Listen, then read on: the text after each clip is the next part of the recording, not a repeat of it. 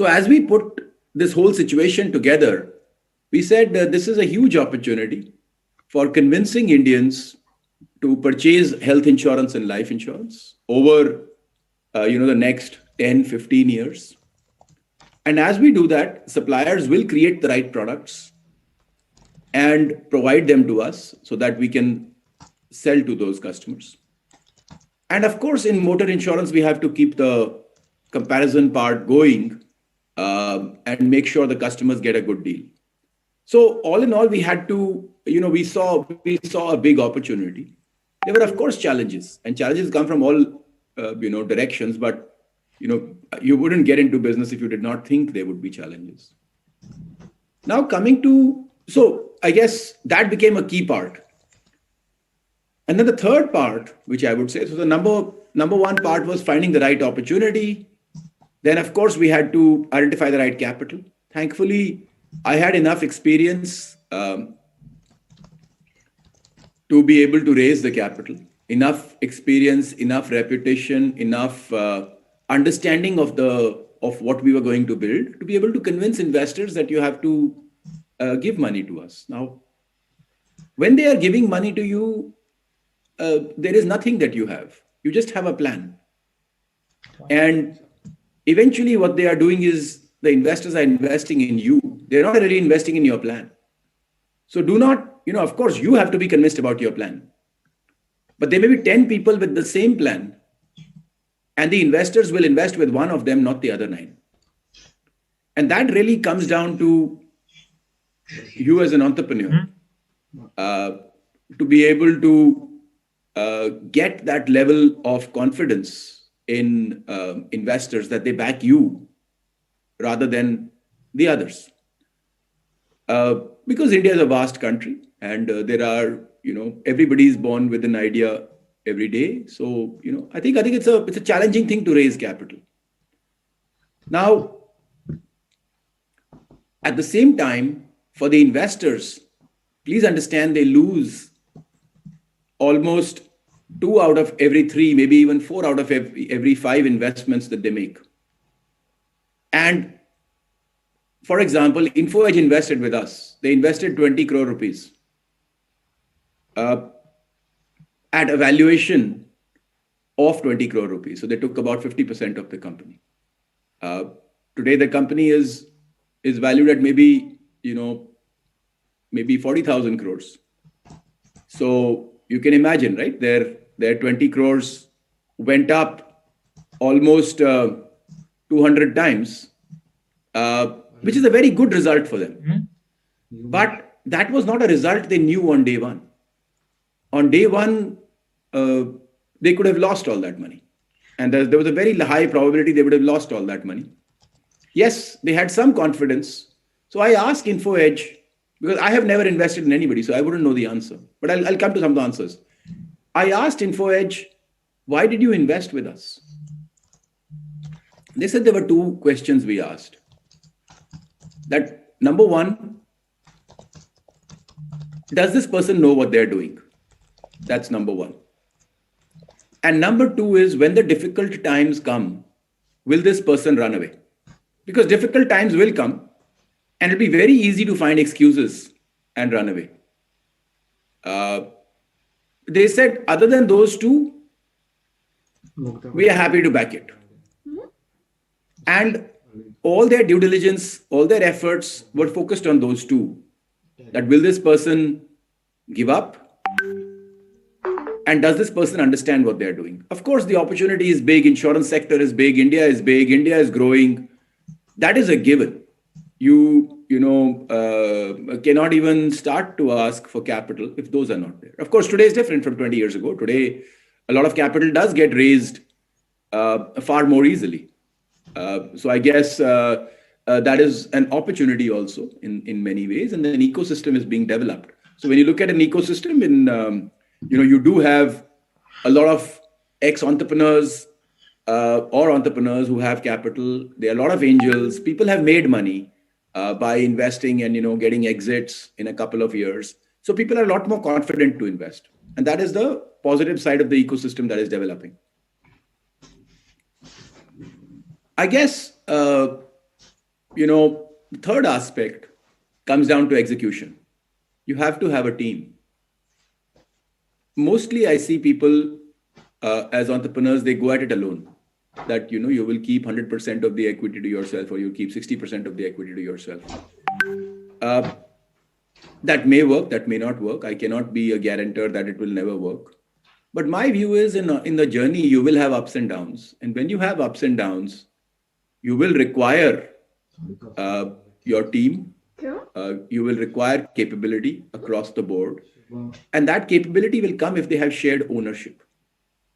If you are hoping to do it all uh, through, just words and salaries alone, you might struggle. I think shared equity is a big part of creating a successful entrepreneurship or entity. Now, of course, it's been a long journey, and one can kind of go through. Not long. It's been about 14 years. My father has run a business for after he retired from the army in 1990, and he's run a business ever since. Uh, but his business has not grown. His business is about 5 to 6 times the size it was when he started in 1990. He was 50 years old then, and now he was 52 years old, so he's now 84, 85. So his business is about 5x. His business never made a loss for a single month. From month one, it has been positive. So he's always wondered that, Yashish, what is this? You've been losing money for, 12 out of your 13 years. I have run a business for 30 years, 33 years now. I've never lost money even for 1 month. So why do investors like your business so much? A very fair question. Very fair question. And a lot of investors in India have that question that, look, some businesses are making money and some businesses are not making money. So why should I invest in businesses that are not making money? Now, if you look at the structure of old businesses and technology businesses, let's take any industry. Let's take the automobile industry, which has largely not been, what should I say, largely not gone on the internet. It's still pretty much the same as it was. If you look at the structure of the industry, you will see the largest player has 16%, the second largest player has 14%, then 11%, then 10%. And then a huge number of players come in at the 6%, 7%. Our own Maruti Suzuki on a global basis probably has 3-4% market share. The point I'm trying to make is everybody can survive.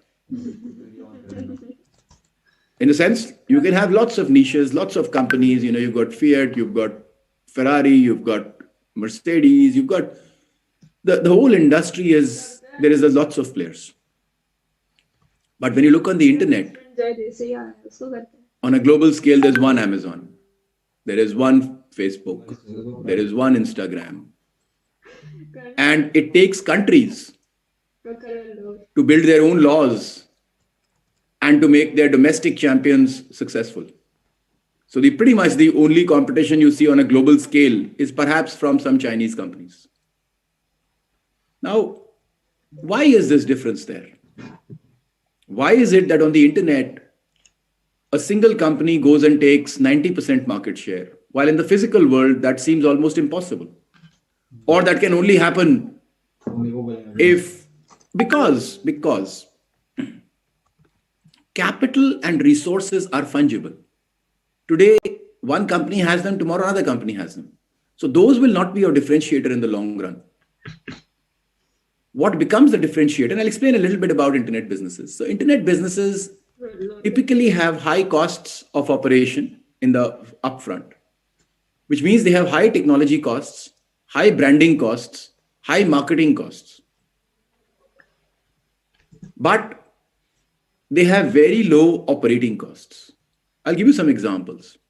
If you look at a typical insurance agent today, if you were an insurance agent, you don't need investment in technology.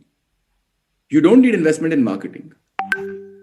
If I was an insurance agent and I had to sell to Soumya, Arvind, and Mugdha, all I would do is I will come to you and I will try to convince you about some insurance plan. And maybe out of you three, one of you will buy. And the moment you buy, I will get some money. And so I wouldn't have spent anything, but I would have made some money. And so I will be in the profit straight away on month one. Right? You can't do that as a policy bazaar. Because as a policy bazaar, I can't go walking to Soumya or Arvind or Mugdha. What I have to do is I have to create a technology platform. I have to spend on television and then hope that when Soumya, Arvind, and Mugdha are sitting on television, and out of the 500 ads they might see, actually they may not even watch television, but let's say out of the 500 different ads they see on television, one of them is mine. And they like it enough that they come walking on their own. And they say, Yashish, we want insurance from your policy bazaar. You can imagine the upfront cost is a lot more. But what would we like to see in this business? What we would like to see is when Soumya, Arvind, or Mugdha come later to this business, they buy without making me spend a lot of money. Now, what was that money? And let's talk about this, right?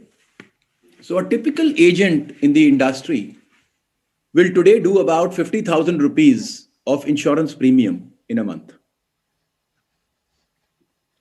We also have people sitting in our call center supporting the customers who are coming in. This typical agent sitting in our call center, who is, I would argue, not as dedicated to the insurance business, not as hardworking as the insurance agent, on average does about 12 lakh rupees of insurance premium in a month. So 24 times higher. And that is what differentiation is. The typical agent, even 20 years later, will still be going knocking on Soumya, Arvind, and Mugdha's doors and saying, I have a new insurance plan, would you like to buy it? But Soumya, Arvind, and Mugdha will not get up on their own and come to that agent. And that is the biggest difference.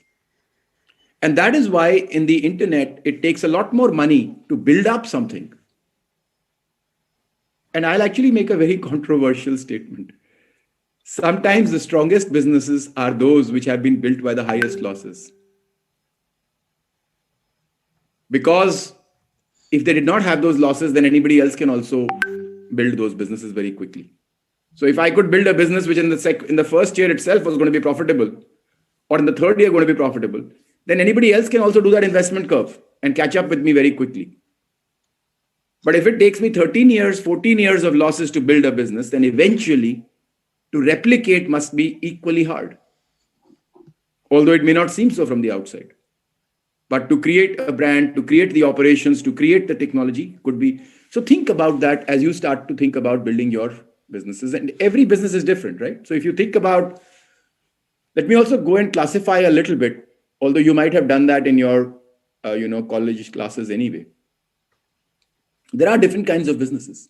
There are consumer marketplace, consumer internet businesses like ours, which basically hope that consumers will get up and come to their business walking one day. There are B2B businesses. B2B businesses are not so investment heavy. Because what do you hope? You hope that you will get a large buyer or a few large buyers who will buy insurance from you. Think about it.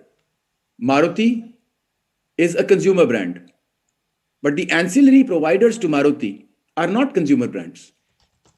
They also might be very profitable. But maybe Maruti can change them at some point, right? So you have to think what business you are in. And I think consumer businesses have certain strength, whereas B2B businesses have a certain advantage, which is they could scale up more quickly. But, the long-term sustainability can be quite hard.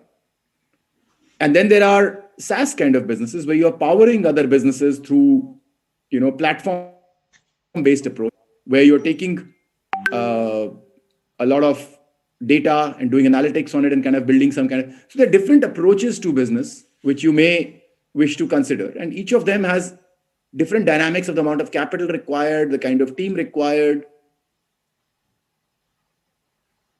etc. Now, I think as you start to scale, which honestly is not a problem for you guys right now, right? Right now, your question should be, okay, what is the problem that I can identify, which I can, hope to solve? Number two, who are the investors that I can speak to? Because every stage has different kind of investors. There are angel seed stage investors, there are venture capitalists, there are private equity funds, and you need to kind of speak to different ones for that. And who will my team be? I would almost put the team as the first question, because without the team, even investors look for the team. But I guess once your business starts to build up and starts to scale, then two things become very, very critical. One is your operational strength, which is largely discipline. Your team strength and their discipline. And the second is how much efficiency are you able to keep building year on year on year. So just to give you an example, at Policy Bazaar, this number I spoke about, 12 lakh rupees per agent, 3-4 years ago, this number used to be about 4-5 lakh rupees per agent. So this number keeps increasing every year. And why does it keep increasing? Multiple reasons. First of all, our agents have had more time in the system, so they become better. We don't lose them fast enough, which means they like working here. The third part is we keep investing in technology and products, which make it better every coming year than the previous year. The fourth part is we keep investing in better product conversations with our suppliers, so that more and more products come to our platform which were not there last year. So customers are more convinced about buying. The fifth part is the Policy Bazaar brand is becoming stronger every year. And so what that does is gets more and more customers through the door, but also older customers keep coming back. And the older customers are more likely to buy than the newer customers. So you see, all these different factors come together in making that productivity go up every year. And that's what makes the business get better and better every year.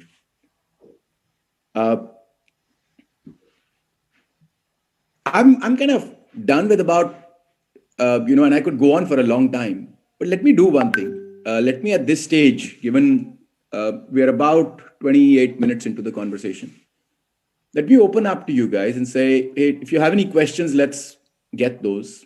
And if not, then I'll maybe speak a little more.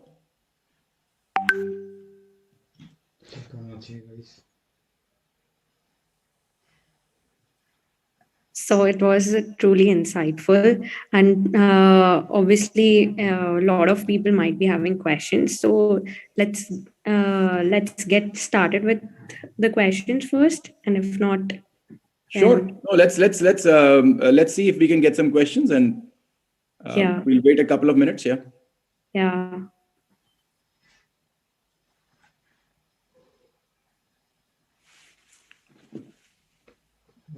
Yes, Harshal, you can go, please.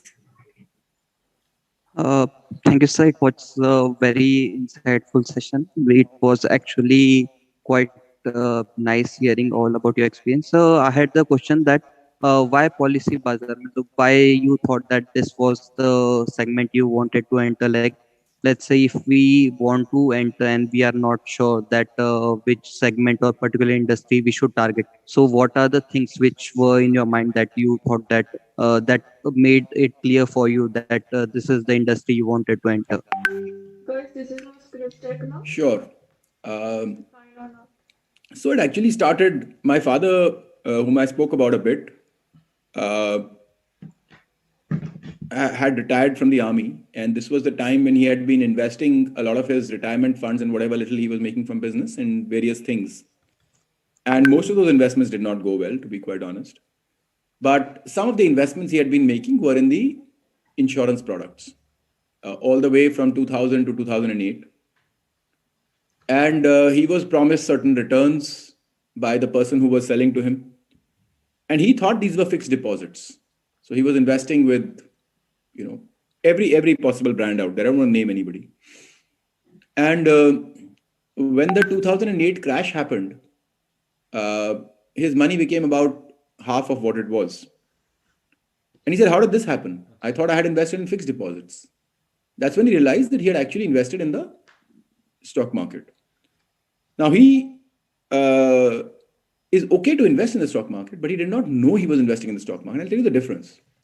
From 2001 to 2008, he was getting an average return of 8%, while the market was growing at 60-70% every year.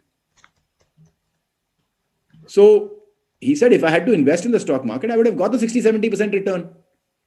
The market started at 3,000, the market would have gone to 21,000, then it fell down to 8,000. My 3,000 would be 8,000, and I would be fine. Or I would invest in fixed deposits and get my 8% every year, but then not be worried about the market fall. He says, what happened here was I was getting the 8% return, not even the 8%, actually 5% return, because people are telling me I'm saving taxes, etc. But then in 2008, when the crash happened, my money became half also. So he says, I got the downside of the markets and the upside of the fixed deposit. I said, that does not sound right. And so that's when I saw the products. And I saw the terms and conditions and what goes into those products. And I said, this is not fair. This does not look fair, because I'm certain that my father's an intelligent person. He's he's served with the defense forces for a long time, but he's a very sharp person. But he doesn't expect it.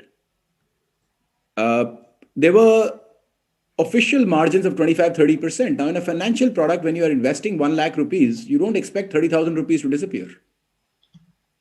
And that is where I realized what the whole problem was. And that is the reason I realized that actual life insurance and health insurance were not being sold. The reason they were not being sold was because there were high margins available on large ticket investment products. So if you're selling, you can't sell a term insurance for 1 lakh rupees. People would get a very huge cover in that much time. So what you can sell is an investment product, 1.5 lakh rupees. And if you get 30% on that, you make 45,000 rupees in a transaction. Why would you sell a 10,000 rupee term insurance or a 10,000 rupee health insurance? And please understand, no claims, nothing, no problem. You're making pure money out of pure money. But to me, that, I don't want to use the word, but to me, that was not right. And I said, people need to be educated about this. So in my father's colony, which is in Noida, in Sector 29, I explained to a lot of people. And they said, wow, we didn't realize. A lot of people had been, made gullible and look stupid because of this. So we started Policy Bazaar somewhere with that thought process also.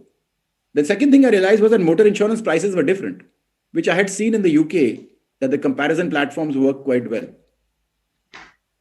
So I said, products are different, but there seems to be a huge issue with this industry that needs to be solved. And yes, I could have found a similar problem in education. I could have found a similar problem in healthcare. I think it is not important. The question is not which industry. The question is, what are you going to do in that particular industry? See, today our entire healthcare delivery is broken. Huge opportunities, as I said, in education. Huge opportunities in financial services. But what is it that you are going to do about it? And why is it going to be, valuable even 10, 15 years from today? I think it's an important question, right? And that is what I was able to answer. I said, look, these customers are not getting a good deal here. They don't know what's happening. So they need to be educated in what is right for themselves. That, Baba, you please buy 10,000 rupee term insurance. Why are you buying this 1.5 lakh rupee investment product? You go and put your money in mutual funds. You go and put your money in fixed deposits. Right? And I also knew why I would win. Because imagine the entire industry. They cannot come and say this. Somebody who makes 95% of their money by selling, let's just say those products, cannot suddenly say that, okay, those products are bad. They just cannot say it. So they'll actually be in hiding. So when we came out with the first campaign, Ullu Mat Bano, which was the first campaign of Policy Bazaar, was Ullu Mat Bano. You can imagine where that came from, right? Now, at that time, the reaction from the industry was not, please understand, there were a lot of things the industry could not do. The industry could not come out and say, no, our products are actually good. Because that would have been a disaster for the industry, because it would have been a fair comparison. It would have been a daylight comparison. That, look, these are the products. How do you call them good? Right? So the industry did not take that one. What the industry did was they went to the regulator and they said, make the life of these people very hard. And so we were very clearly told to take that advert off. And so you realize in the last 10 years of our existence, we've never used that advert again. It's a beautiful advert. Right?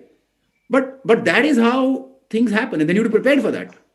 Because at that time, our investors told us, look, you have no business left because the industry is against you and the regulator has created laws which make it impossible for you to exist. And that is where that question comes in, which is, will the person run away? Because it was very easy for us. Our investors told us that, look, you are good entrepreneurs. We want to invest with you. Choose another industry. But we were convinced that the problem we were solving was big enough that we stayed on it and we solved it. So I think that somewhere answers your question. I wouldn't say insurance is the only industry. I'm sure there are similar problems in other industries. You have to choose a problem that is worth solving. And that, a decade later will also, even today, if you look at it, right, 80% of the products are still those. So huge opportunity for transformation still. You've probably got another, 30 years of transformation ahead of you. I hope it happens in 10 years. Thank you, sir. It answers my question. Yeah, and we have a lot of questions popping up, and let's take 3 more questions with the interest of time. I hope that would be possible. Navdeep, you can go ahead. Good afternoon, sir. First of all, I was really fascinated to know that you are an Ironman athlete. Sometime later, I would love to know about your journey, your strategy. But coming to today's topic, like you discussed about a lot of your learnings as a developer, as a founder and developer. So, but your present strategy must be different from what you had at the time of startup because you didn't have the scale and you didn't have the size that you have today. And what I want to know is that in terms of your pitch, when you pitched your concept to your investors, how was it different from your competition in terms of not only in terms of content, I mean, not in terms of the idea, but in terms of delivery, method of approach at the time of raising your money? I don't know about my competition. To be honest, I do not know how they pitched. I have a very straightforward way. And by the way, see, everybody is different. And I will not say this is the right way. Because for everybody, something else works. If I could show you my pitch deck today, it would actually not look very different from our pitch deck today, as in then versus today. Yes, we've had learnings along the way. But our core strategy has not changed too much. And to be brutally honest, our board meetings are very, very boring because, all we say is, yes, we are doing the same thing that been doing for 13 years. We just one step further. We've now got more data, more analytics, more power, more consumers, more products, more suppliers, more everything. But the basic philosophy is still the same, which is educate consumers, get consumers to come and engage, create great products for them. We may get into claims, we may get into service, so those things may change. My pitch was a very straightforward pitch. That look, there are gaps in the insurance industry that need to be filled. We want to fill them. And we have the capability to fill them. Now, investors may or may not have heard that from everybody. Even today, and I genuinely mean this, when I talk to media, nobody has ever really covered what we are trying to build. Everybody only covers, and I find it very depressing. The moment we became $1 billion worth, people came and said, "Oh, you are a unicorn, you're a $1 billion company." I said, "But why are you even covering that?" I'll explain to you how that feels. I don't know how it feels, but it's probably you set out to do one thing and you're being rewarded for a totally different thing. And you did not ever want the second part to be even a priority of it. And the media never talks about the problem that's being solved, which is health insurance, life insurance, and how deep that problem is in India. Please understand, when a 35, 40-year-old family head expires, that family has a very, very, very serious disaster. And in the olden times, we had a joint family system. And I think, in Rajasthan, you still have a bit of that, because I've traveled a few times and I really like the culture there. But in many parts of India, the families have now nuclearized. And what that means is you're pretty much by yourself. Nobody's coming to help you. Now, that's a very serious problem.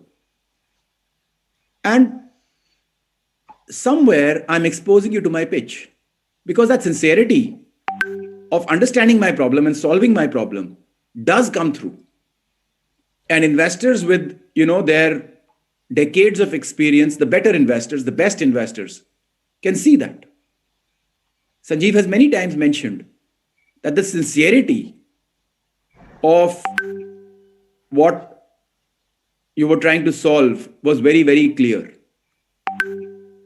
And it's that sincerity which will make you last the tough times. Because when the tough times come, the money won't be there. You see my point? Because when the tough times come, you will be exposed to a situation where that money will not be there. But it's your commitment to solving the problem which will keep you going. Today, we hear something known as a pivot culture. You do one thing, you pivot to another thing, you pivot to another thing. I'm very glad, and that's a different set of entrepreneurs who can do that. I can't pivot that easily. To me, the core problem is the one I'm solving, and I'll keep trying to solve it for the next 20, 30 years. Right? So I guess, but every entrepreneur is different. I'm not saying this is the only way of success. Oh, by the way, why don't I believe in this whole, unicorn culture and all that stuff? I'll explain that part also. See, there's only one or two companies on the internet in India who've actually established their value. What does value establishment mean? See, all of us are great in our houses. All of us are very special to our parents. Value establishment implies When you are 100% confident of what you've achieved, you can hand it over to somebody else. You are no longer required to run it. It has enough profits. It has enough value. Like today, perhaps, a Google and Amazon, these are getting to that stage where the value has been created. Other than that, there are people only betting on you that I think this will do well. It does not mean it has done well. Right? Where we are at Policy Bazaar implies there's a bunch of investors who believe we will do well over the next 10 years. But that's not done yet. That is yet to be done. I think the only company that I can think of in India which has actually done it already is InfoEdge. Because they're giving 200 crores of profit, 250 crores of profit every year. Right? So serious profit has really not come from the internet yet. Everything else you hear of is efforts by teams and it's investments in those teams. And those can always come to zero again if those efforts do not play out. So it's very important not to get excited by those side, shows that are going on. And eventually, if you have to build an organization, you will build it over, as I said, it'll take 10 years to build an organization minimum in India. It'll be a hard road. And it's a much easier road than many others have had. I've just given you my father's example, 33 years trying to build a business. So I guess, those are the kind of few takeaways. And from an investor pitch perspective, if that comes through, then you will... And investors have a sense of seeing it. Yeah, they are also not investors just like that. Many of them, who are especially the ones who are investing for the long term. There are a lot who are investing just like that because it makes money to invest also, right? If I set up a fund today, suppose I step out of where I am and I set up a fund today, and I have $1 billion to invest. Please understand, the moment I invest those $1 billion, I start making $20 million a year. 2% is my fee. So there's an advantage to investing. Which is okay, which is fine. I'm not trying to say it's good or bad, but that implies I'm not going to be as prudent about my investments. Because clearly, if I'm going to make money every time I invest, and it's not my money, then, of course, life will be good. Yes, please. Yeah. With the interest of time, would you like to take one more question or should we end it here? No, I'd love to take a question, yeah. If there is an interesting one, I'd love to take a question. Okay, why don't you both shoot your questions and let Yashish sir decide whose question he wants to answer. No, let Jenny first. Yeah. So first of all, it was great to hear you speak. Actually, I have two questions. So if the time permits, sir can answer both or one. I'm okay with that. So the first question is, the products of all the insurance companies are compared on Policy Bazaar site, right? So indirectly exposing the weakness of the company or products. Yet, how did all the companies respond to you? And the second question is, last year, FDI limit in the insurance sector was increased from 49 to 74%. So what are the impact it's going to have on the industry and and what are the opportunities are there for Policy Bazaar in that? Sure, I'll answer both very quickly in the interest of time.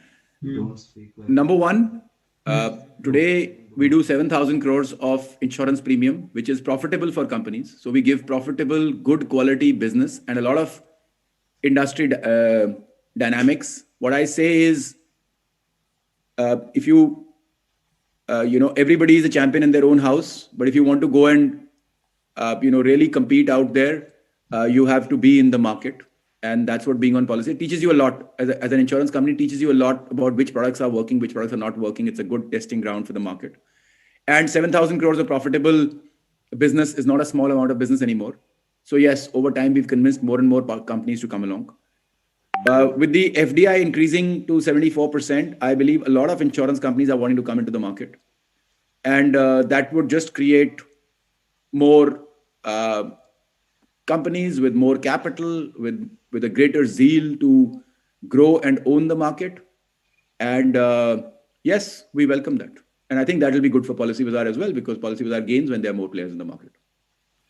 Yes, sir. Thank you, sir. Thank you so much, sir, for answering all the questions. So, in the interest of time, we won't be taking any more questions. So, we thank you, sir, for taking out time from your busy schedule to be the mega speaker at eSummit 22. Your presence and wise words help magnify our cause to invoke entrepreneurial culture in the best possible way. I also thank you on the behalf of our community who were thrilled to have you as company and exchange a few words with you. We look forward to implement these insights in the coming future. Thank you so much. Thank you. Bye now.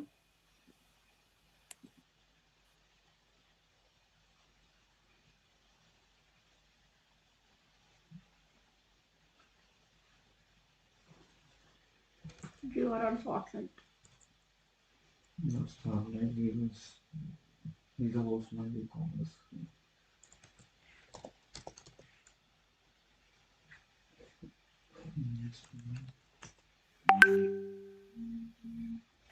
Shruti, you're not audible.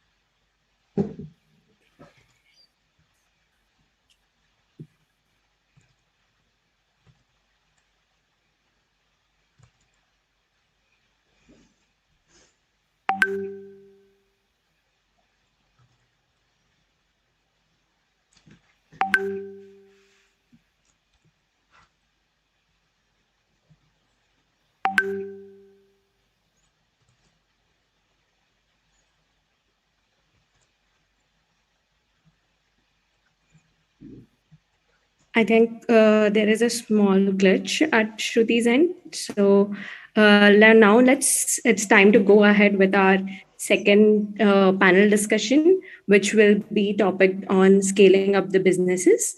First, I would like to introduce the moderator of the panel, which is our Professor Himanshu Sir, who has a 22 years of work experience with a strong track record of technology delivery in large MNC banks, working with senior leaders in the organization in matters of strategy and technology and change management. He has a PhD from Indian School of Business in behavioral science and knowledge management, and he is also being at speakers at Thai Startup Expo Delhi 2016. Knowing him as the growth hacker, and he has launched his LinkedIn courses on how to hack your LinkedIn.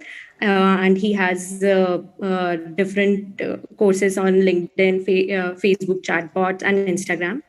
And he had himself an entrepreneur in his college days. He was a founder of Crazy Heads in 2013, which was awarded as the fast emerging digital media startup of the year in 2014. And Vaibhav has also launched Uber India by strategically applying growth marketing techniques and brand collaborations to scale up its operations from 100 rides per week to over a million rides per week. So I welcome you, Vaibhav, who is the founder and CEO of the tech startup Growth School. Uh, then the next panelist, we have Tejas Gawande. He is the co-founder of Chronicle, which he firmly believes is the future of presentations. And Mr. Tejas graduated from IIT Bombay. He has spent the more than 5 years putting on as a management consultant, operations associate, and growth architect. He has enjoyed building luxury e-commerce businesses across 15 plus Asia Pacific countries, and solving key strategic problem for Fortune 500 companies. Currently, he is building Chronicle, a fast, interactive, and collaborative format of presentation. Welcome, Tejas. And next we have Anubhav Goyal. He is a silver medalist from IIT Kharagpur and started his career as a management consultant working with a boutique consulting firm in the Southeast Asia office in the Philippines. Currently, he is focusing on evaluating investment in early stage tech companies at Chirate Ventures. He also supports helping portfolio companies building investment theses and tracking Indian micro and private markets. Welcome, Anubhav, and all the panelists to take it from here. Thanks, Mugdha. Thanks a lot, Mugdha. Hey, thanks for having me. Hello. Yeah, hi everyone. Welcome Tejas, Anubhav, and Vaibhav, right? If I got it all noted down properly. So yeah, just a small correction. I'm actually rather pursuing my PhD from ISB, yet to complete it. I'm halfway through. So hopefully that will be done sometime next year. But anyway, very interesting businesses and the kind of work that you all are doing.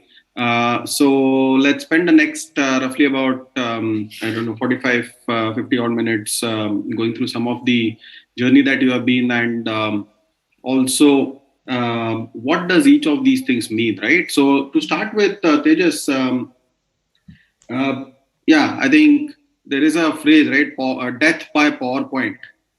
So, right. and I've been at the receiving end as well as I've been at the sending end, as in I've created so many PowerPoints in my life so far that storytelling would rather be a welcome change in that. So can you just give us a glimpse of, the fundamentals of, how do you go about effectively telling the story and what motivated you to do that?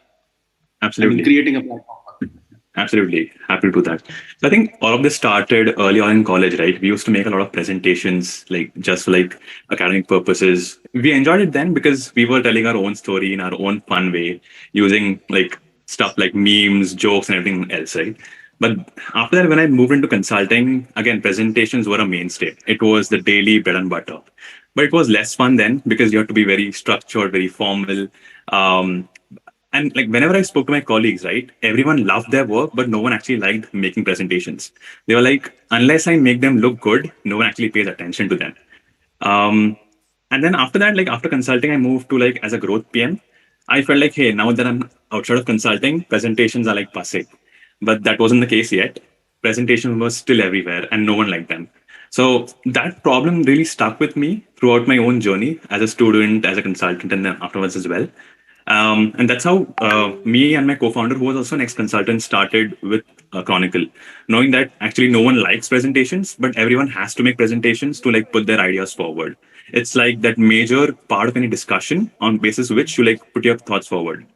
And what we also saw were there were other tools in the market like Notion, which were disrupting age-old tools like Word docs and making them really efficient. And there was nothing similar in the market for presentations. And that's when we knew that, hey, this is a big problem. And we started speaking with hundreds of people. What we saw was people wanted to tell good stories, but did not wanted to put the design effort.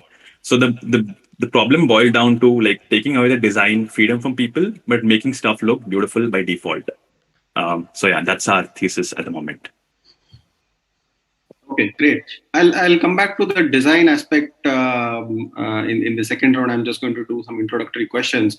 And the reason for that is we did touch upon design in this course, Introduction to Digital Tech, which I'm currently teaching to this PGP class. Okay, so Vaibhav, growth hacking, right? The two words, growth and hacking, going hand in hand. Seems very interesting, and the numbers speak for themselves. So how does it work? When we think about growth hacking, it's basically a very simple process of rapid experimentation. A lot of times when we're trying to get to X, right, we're always about how do we get there. And, most of the times when we think about, let's say we want to achieve something, we think of a bunch of ideas, but we go ahead with our intuition saying that, yaar, ye do karte hain.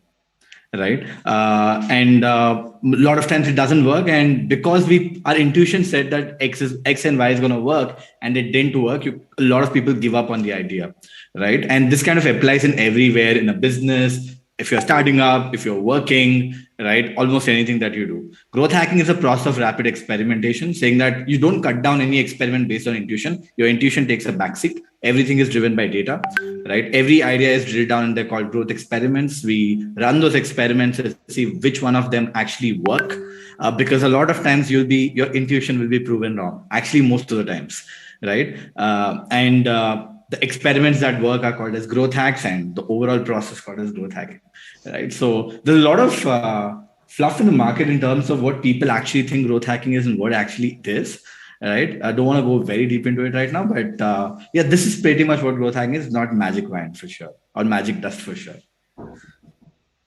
Okay. All right.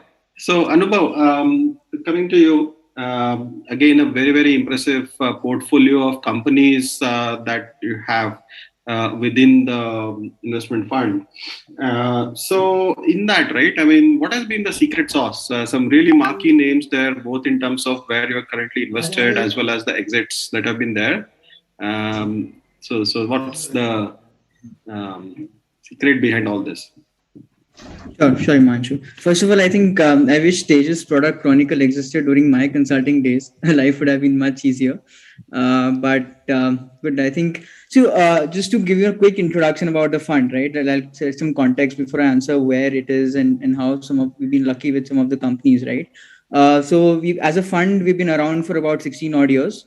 Currently at an AUM of around $950 million, and we have done about 110 odd investments. And the focus for us has always been C to Series B, with a focus on technology. So we've always been sector agnostic.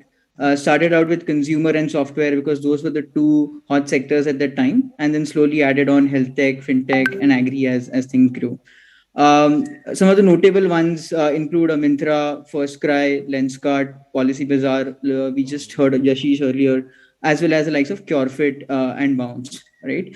I think in terms of what's been the secret sauce, to be honest, it's just about continuously learning and unlearning, right? I think, in hindsight, when we look at some of these companies like Myntra, Lenskart, and FirstCry, all of these kind of fall in the vertical e-commerce strategy, right? Wherein you have, while there were horizontal players like an Amazon or a Flipkart, you also saw opportunities on the vertical side of things, right? Wherein you could go more full stack, create a much better brand, because that's what trust was very important during that early times in the consumer segment where internet was just early, right? But to be honest, a lot of this thesis evolved for us as we took more bets. It was not like we had the thesis ready and then we took those investments. So I think there's a lot of intuition at play. There's a lot of learning and learning at play, which mostly happens through talking to more entrepreneurs, because that's when you'll get the most insights from. It's because they're really close to the ground. And so the more conversations you have, the more insights you can bring together and stitch together and take these bets. So I think for us, it's always been about more conversations, more learning and learning that happens just through reading and talking to people, as well as just taking those bold calls, right? When you really like something, thumping the table and saying, hey, we will take this bet. And there's, of course, definitely a lot of risk that takes place, but ultimately you have to take a few bets, which ultimately is the major part of risk capital that venture is. So that's a short answer to that. Sure. Thanks, Anubhav. So, Tejas, coming back to you, we all listen to stories all throughout our childhood, right? I mean, we grow up listening to those.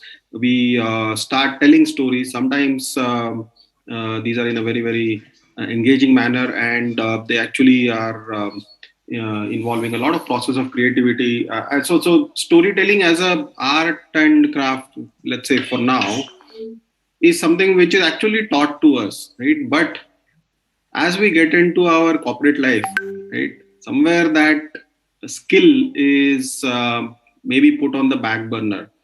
And so part of, I suppose, the efforts that you are doing are to actually bring that latent skill out of everyone, right? I mean, who has gone through that journey for the first several years of life, I mean, schooling days mostly.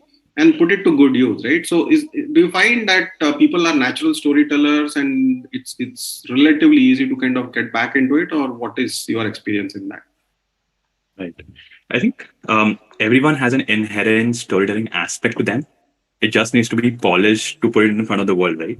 What generally happens is the major storytellers that we see, the master storytellers that we see in the world, folks like Steve Jobs, they have raised the bar so high that when people do not hear something which is in that realm, they lose attention, right? There's often a saying that people today have a short attention span, but that's not really true, right? If you look at a place like Instagram Reels, even people will spend like hours just going through Instagram Reels or any videos on YouTube. The thing is, if you can keep your audience engaged with the very relevant content, they will pay attention to you, right? So the art, I think, lies in one, the creation aspect of the process. How do you make the storytellers tell their best story forward, as well as the presentation aspect? When you're telling your story, how do you engage your audience in such a manner that they can relate to the content and can interact and ask questions in a better way? Is, I feel, what enables people to tell, yeah, masterful stories. Okay, I hope that answers your sure. question.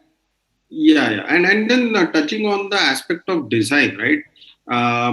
You've been in IIT Bombay environment, so you in fact have the IDC, right? So how much of uh, that design as such, especially communication design, visual design, has had an impact on what you have been doing? I mean, did you get exposed to that, and what do you think has been the application of the design discipline itself? Absolutely. So I think, luckily, like when I was in IIT Bombay, apart from IDC, the design scene was also like picking up.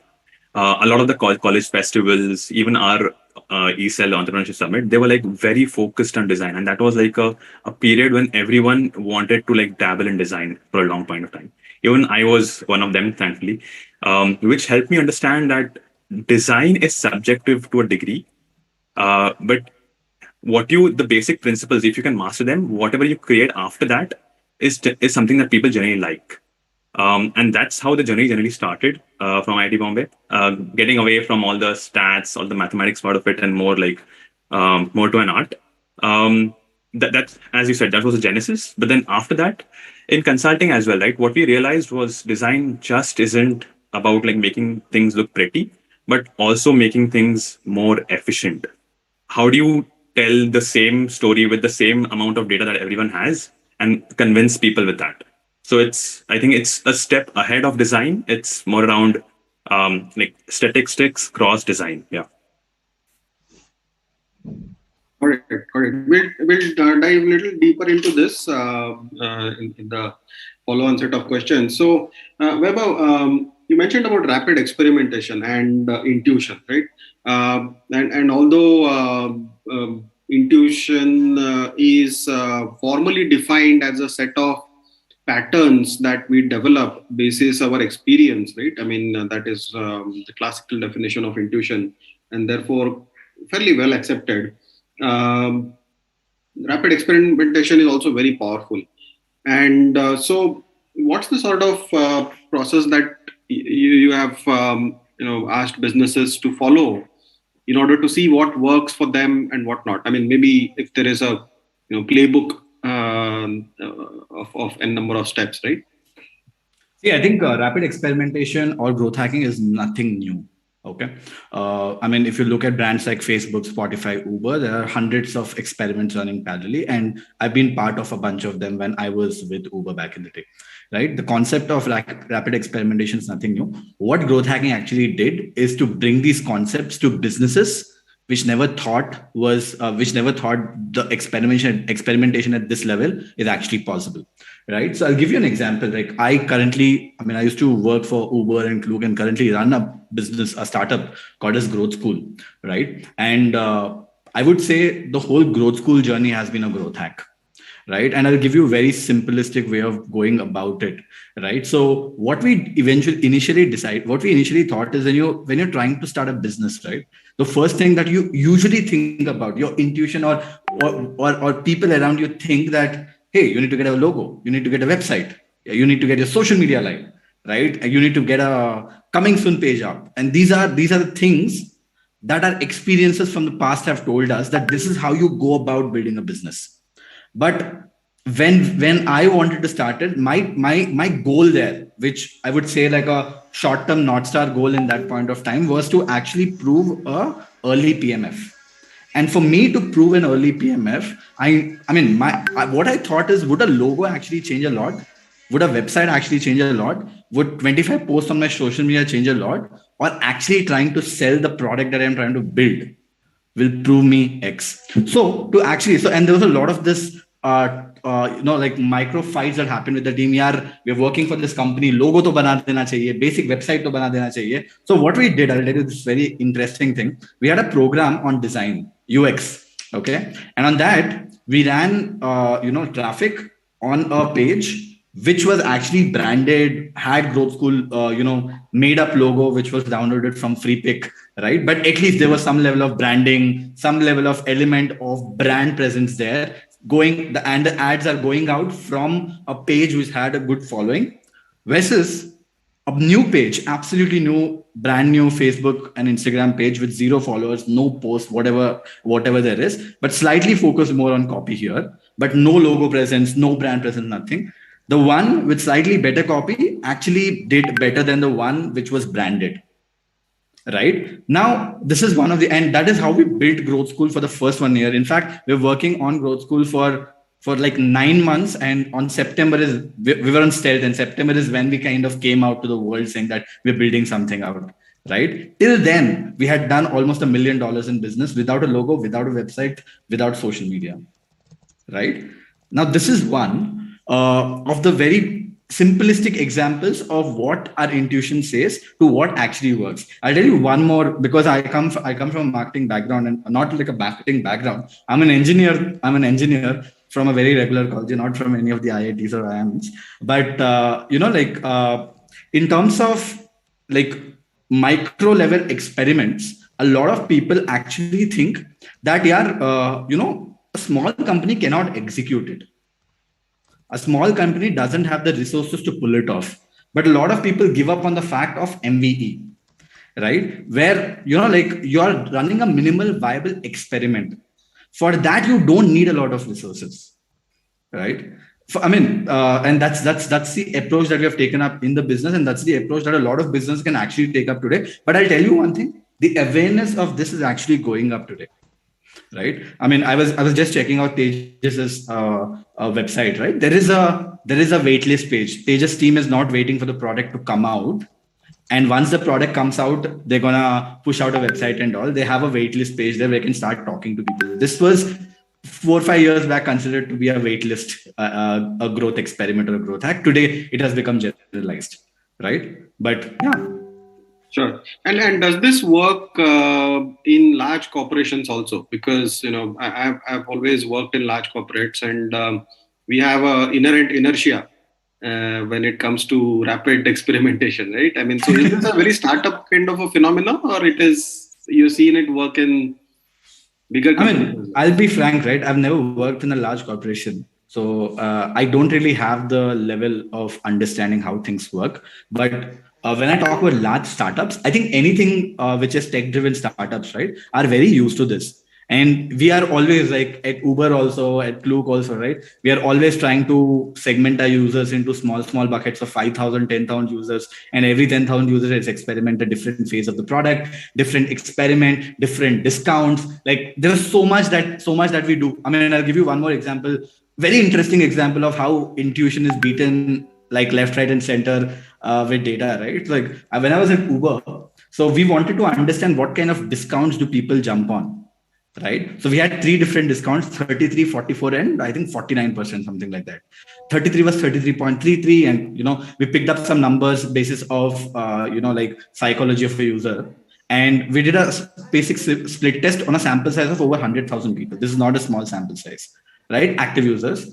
And surprisingly enough, if you ask anybody saying, अगर 3 discount है कौन सा सबसे ज्यादा अच्छा काम करेगा, 33 की जो 50 है या 60 है जो वो है, everybody says like obviously the one with the highest, but 33 worked the best. Actually, the highest was 75, if I'm not wrong, right? the 33 work overdid the 75.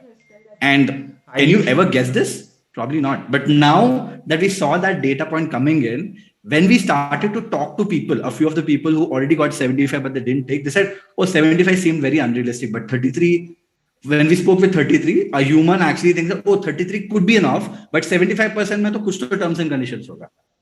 Right? You get to these understanding points once you run some small experiments, right? And this is across the board with smaller and larger startups. I'm hoping that big companies, corporates also run that, but I have no idea. Because startups these days have a very clear function of growth teams. And growth team's job is to run experiments like this all the freaking time. And it's actually super fun. Yeah. Maybe we should definitely take a leaf or two out of what you're doing. We'll come back to that. Okay, so Anubhav, startup when when they are pitching to you, is it the team, is it their business model, or their future growth prospects? What do you look at first? Sure. I think it's a couple of things, right? In early stage, you literally have at seed and series a lot of uncertainties, right? The team is just shaping up. It's very difficult to figure out in a 1 hour conversation how is the culture, or how is this team capable of hiring right talent, right? So while you can largely get a sense of it, it's just difficult to base your entire assumption on that, right? And just looking at the TAM really does not make a lot of sense, because pivots will happen, a lot of interesting sub ideas will get into play, right? So it's very difficult to do on that, and in most cases business models are being figured out, right? So at least the mental model that's evolved for me, and I think it's a function of a lot of learning from what we internally think about as well, is largely through insights, right? Because what one would largely look for in a founder at the early stage is just the insights, right? Has he really spoken to a few customers and they have some insights on, okay, this is what I observed within my customers, and this is the pain point they're looking at, right? Or in many cases, founders have insights which are not playing out, but they have a strong belief that in 3 years, this is what I likely feel this market could become, right? And like Vaibhav mentioned, they have run some experiments, and they have run some MVPs saying, hey, we finding some interesting bits and pieces here, and this is where you would probably want to double down on, and this is why we need the money for, right? So I think while it's very easy to say in venture, are you a founder focused fund or are you a market first investor? I personally feel it's more insights, because that's the only thing that can come out in a 1 hour conversation with the founder. Right. So there is an element of story in there as well, correct? And I go back to what Professor Ashwath Damodaran of NYU Stern actually talks about in the context of valuation. You may have come across blog as well as his very interesting videos, right? I mean, which he puts out there. So how now let's start to link up with what Tejas. Yeah. So what's the kind of stories that you hear, and how do you think that the startup teams are pitching in the right way, and based on what you heard from Tejas, right? And so let's kind of do a mix and match of what both of you are doing. Absolutely. No, I think storytelling is the most important part, right? Because at that early stage, you don't have any numbers to show, right? There's no cohorts. There's nothing that numbers can speak for itself, right? So what's ultimately matters is what's the story that the founder sells, right? And at times what I've noticed is there's some founders who have some 6 months thinking about the picture, and there's some who have, let's say, a 10-year vision, right? But what's most interesting is if someone can match that together, right? Saying that, hey, this is my 10-year thesis. I might be wrong, right? But this is a 6 experiment. So this is what I'm currently on the path of. My hypothesis might change and my 10-year picture would look different if my experiments change. But I have at least something in my mind that I'm running after, right? And this is my experiments, right? A lot of founders have seen are doing something right now, but they don't have that 10-year picture, right? Because what they feel is that if they have something now and if they end up doing something else, it will be wrong, right? Whereas what actually matters is just saying that I have something in mind that I'm gunning for, and that will change as my hypothesis gets proven right or wrong. But like you mentioned, I think storytelling is a very, very critical part. And the right tools for that is something that a lot of design agencies and a lot of people are now kind of looking for solutions.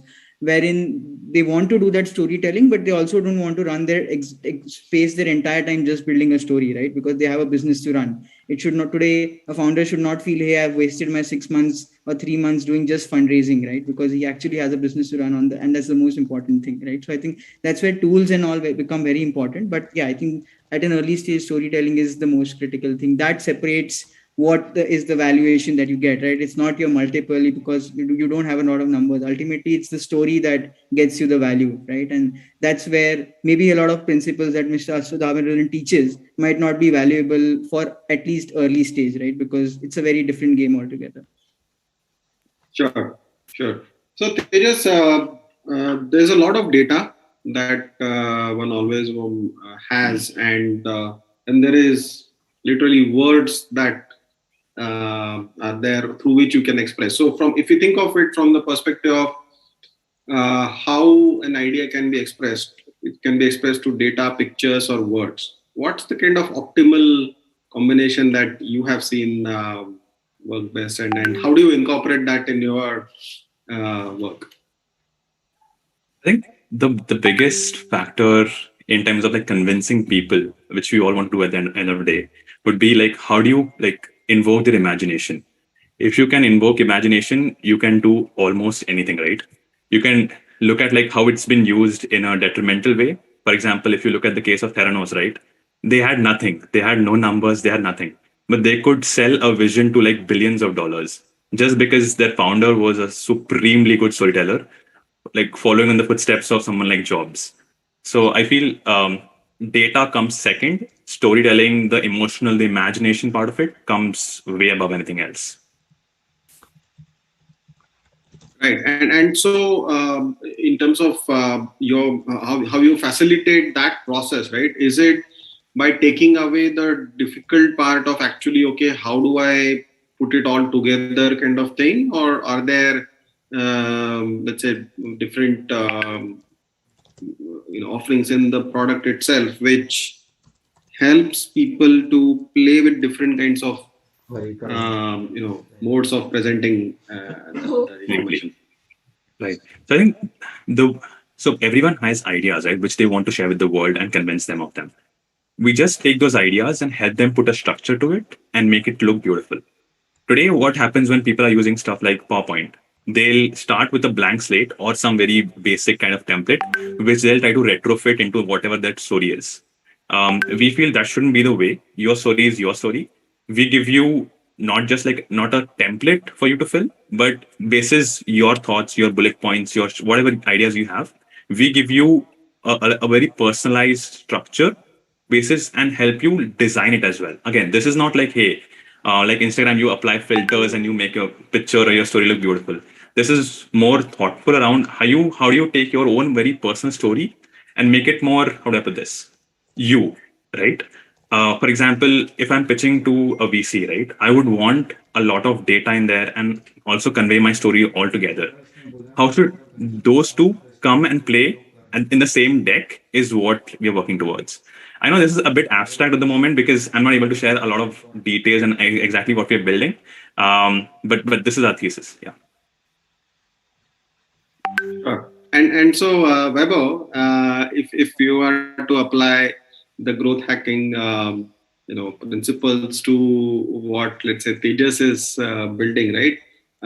What would be some of the things that need to be done there? That you put me on a spot right now. For me to actually answer something like this, I mean, funnily enough, right? It takes a lot of thought to understand the product and understand the market to be able to pull off something as an experiment. A lot of times, I think the best growth hackers in a startup or a business are actually the founders or the PMs. Usually, all the PMs are growth hackers by default, right?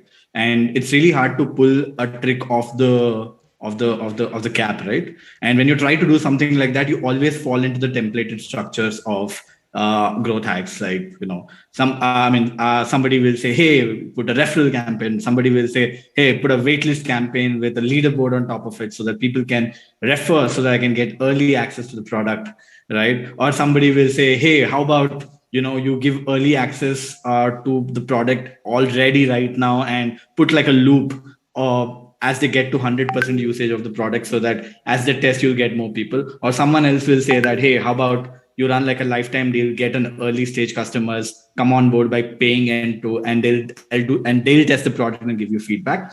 I would consider all of them to be templates. And what I just answered are also like classic templates. And how are these templates made of? These templates are made of experiments that have worked really well in the past. And you try to force fit a lot of this into the business that you build. That's exactly why if you're hiring someone for a 60-minute, 1 hour, 1 week call, a growth hacker cannot really come in and drive an impact because he won't have enough time to understand your business. Right. So that is what I would say. I wish I could give more ideas to Tejas, but I think the best growth hacker for a business that Tejas runs will be Tejas. Sure. Okay, so let's do a maybe simpler one, right? So you do many different let's say channels, right? I mean, on the website I saw there is LinkedIn growth hacking, there is email, let's say creating those viral campaigns and all that. There's B2B and B2C, I guess, flavors to all of this, right? So let's take probably the email kind of thing, right? Most of, as a consumer, if there is an email coming into the inbox, and especially with the prevalence of the ever-growing intelligence or otherwise of our email, what you call it, say clients, right? I mean, Google and whatever. The email either lands properly into the person who is supposed to see it, grabs the attention, and things go ahead happily, or else it just goes into nowhere folder. Yeah. So what's the deal there in terms of how do you get people's attention in that kind of a context? Got it. I think this is a question that I'm asked very frequently. I usually put in a slightly easier way, saying that, hey, I have 1,000 email IDs. I send emails and only 5% people open. Which tool should I switch to increase that to 30%? Right? One of the most common questions that I get from a lot of founders, a lot of friends. So here's the thing, right? Like for anything, not just emails, for anything to work, you need to understand how the actual system works, right? Like if you really want to growth hack anything, you really need to know the thesis or the background of how the product works. Like you said, a few people out of people who send out emails realize that, okay, an email can go to a promotions or an update box because Google kind of filters them. Now, most of the people know that Google does this automatically. Now, if we double click on every point from there, right, you can actually get to the solution. What do I mean by that? Why would Google filter a message into different inboxes? Now, when you think about it, for a Google, right? Google is always like, I want to give out the important emails in the primary box and cut all the crap into the other boxes, right? Now, how does Google know if an email is important or not?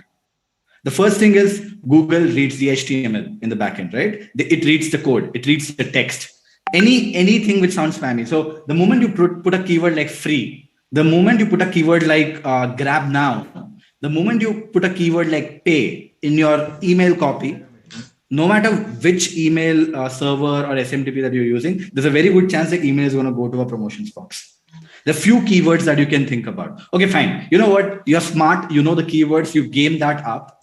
And instead of free, you put PHREE so that Google doesn't know if it's free or not. Great job, right? Then Google is probably able to understand that and probably is going to get a few of your emails to your primary box till if the email is being repeatedly used and a lot of people are actually marking it spam or actually pushing it to promotions or actually closing it or actually are taking actions which is telling Google that something is off here, Google will smartly understand and again move the emails to your promotions box, even if you don't have any of such keywords.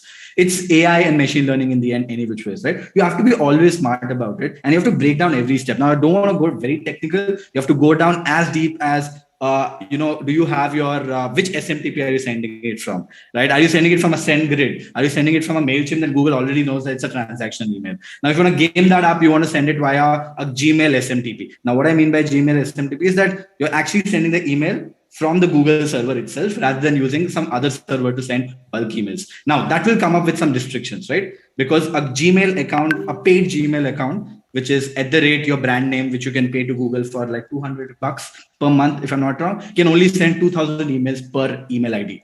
Now, if you have 10,000 emails to send, how do you do that? Now, a lot of people who are really optimizing for higher open rates would say, I'm going to create 10 different email IDs.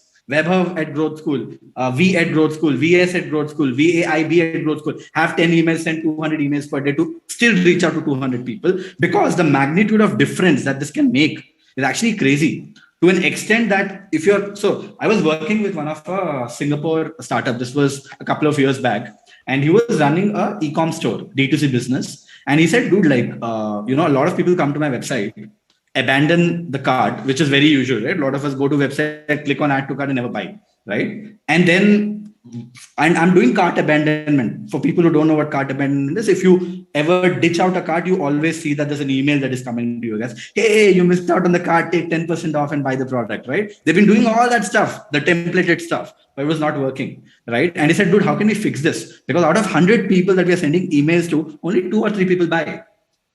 Now, a lot of people think that, oh, we should switch a tool and stuff like that. Now, the bigger questions that we had to ask there was, first, how many people are actually opening your email?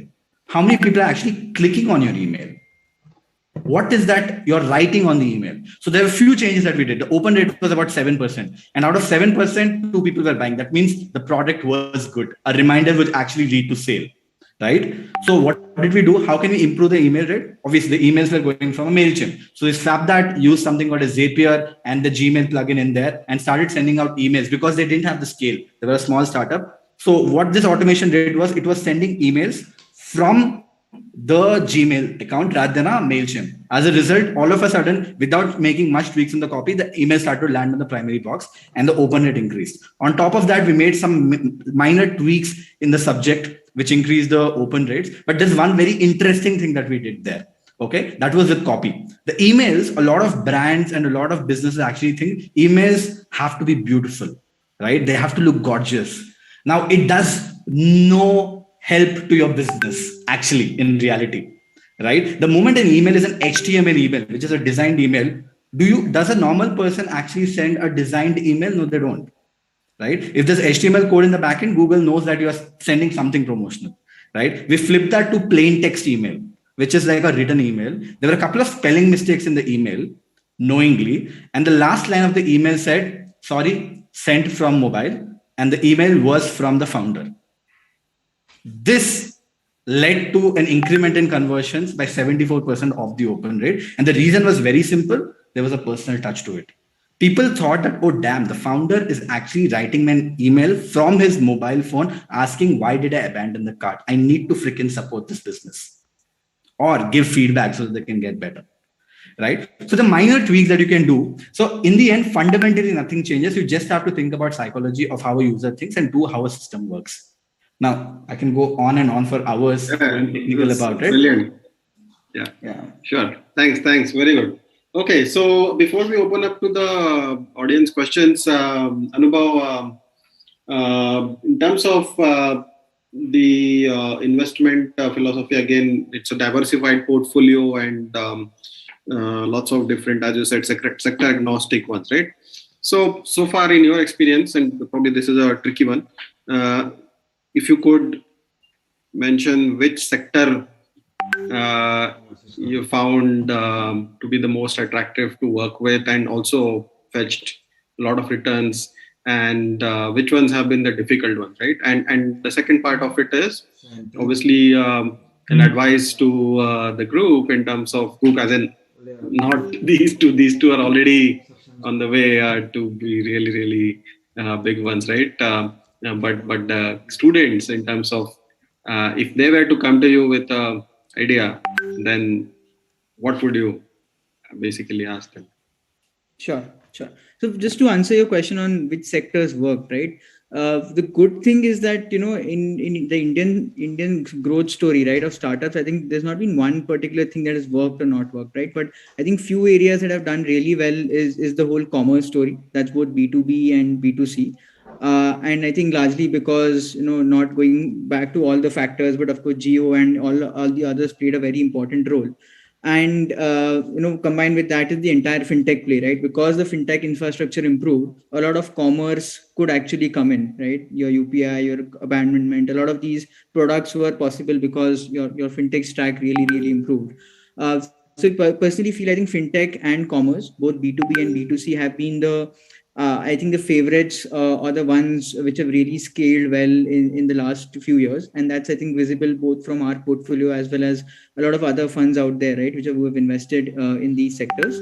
And I think what's happened is, while India's consumption story is still being proven, right, I think it's not that our GDP per capita is still on the lower side, right? So what these companies are trying to do now is, after touching a certain base in India, also going international, right? And that's one thing that we're very positively seeing in both our portfolios. Like about 70% of our companies now have international revenue, right? And this is not just SaaS, but even the likes of e-commerce and B2B companies, right? So I think that's the trend going forward. And I think these sectors typically have the advantage where if the playbook is established, they can take that exact playbook to a Southeast Asia or a Middle East, where you have that GDP per capita at the higher scale, right? So I think these sectors have typically done well.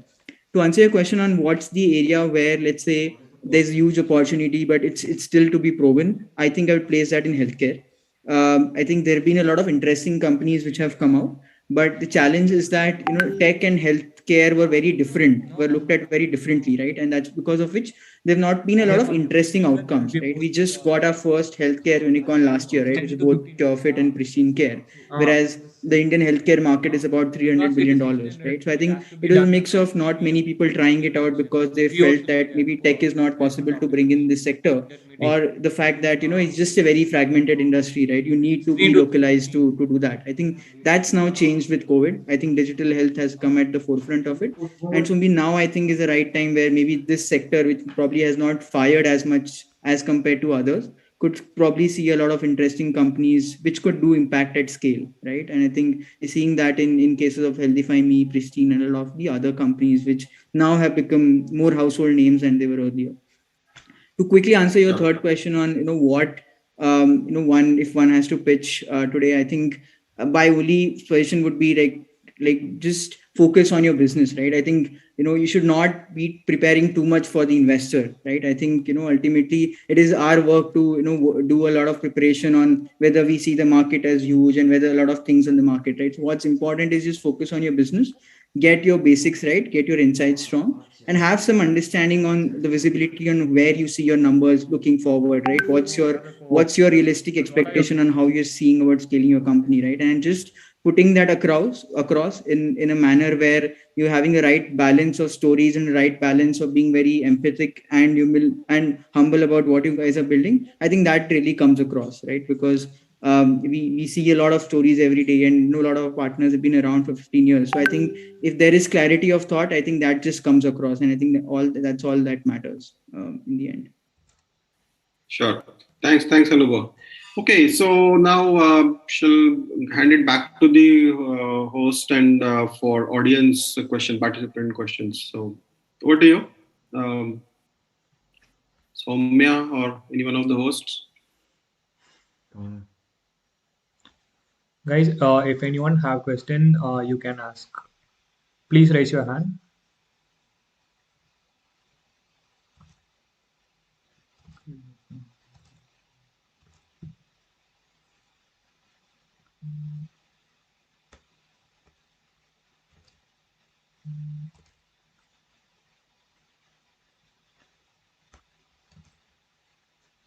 Maybe okay, as people think about questions, I wanted to do a shameless plug here, if that's okay.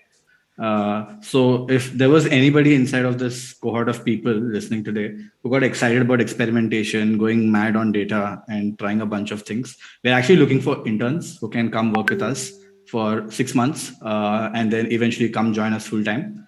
Our conversions of intern to a full time has been 100% so far. And if any of you guys have excitement in building something in edtech, working with professionals in the edtech space, and run like a ton of experiments, please hit me up on LinkedIn. I have to chat. Sorry for the amazing sign of being a founder. Founder is always selling. You got to be selling, man. You got to be Absolutely, selling. 100%. Actually, there is a question from our participant. Yes, sir. What are the major factors to consider while planning to scale up a business, and how do you forecast those numbers? This question is for Tejas and Vaibhav. Sorry, could you come again? Hello, am I audible now? Yeah. So, what are the major factors to consider when planning to scale up a business, and how do you forecast those numbers? I think if you're looking at numbers, I think there are two perspectives I can take there. Like one is internal, right? From a business point of view, what are you targeting towards? What are your North Star metrics? I think that depends a lot on the type of business that you're running. If it's different if it's an ed tech or an e-commerce or even a SaaS business. So I think that answer will be very personalized to that sense. But like again, it would differ from business to business, but generally a lot of folks, what they also have as a part of this is generally metrics around what their daily users are, number of daily users, the weekly active users, around revenue numbers. But again, sorry, as I said before, this would depend a lot on the kind of business that you're after. Yeah. Okay, I think I'll try to dissect the question slightly. When we talk about scale is such a misused word today. I mean, any VC would openly say this, that it's probably the most misused word used in every deck presentation that has been done, right? Like, what is scale? Right. When you come to a market like India, a lot of time we talk about like 1.4 billion people, if I'm not wrong, right? Being the whole size of the market, out of which 400 million people have mobile phone or have access to internet, out of which, like 100, probably 50 million or 40 million people have a credit card or are postpaid users, out of which 15 million people have been acquired by cred. So all of them have a credit card with high credit score and so on. Right? On a consumer tech business, when you're running a consumer tech business specifically, I don't understand a lot of B2B. I'm not going to dip deep into it. When you think about scale, we have to define what scale is. And that definition of scale is actually dependent on the stage of your business.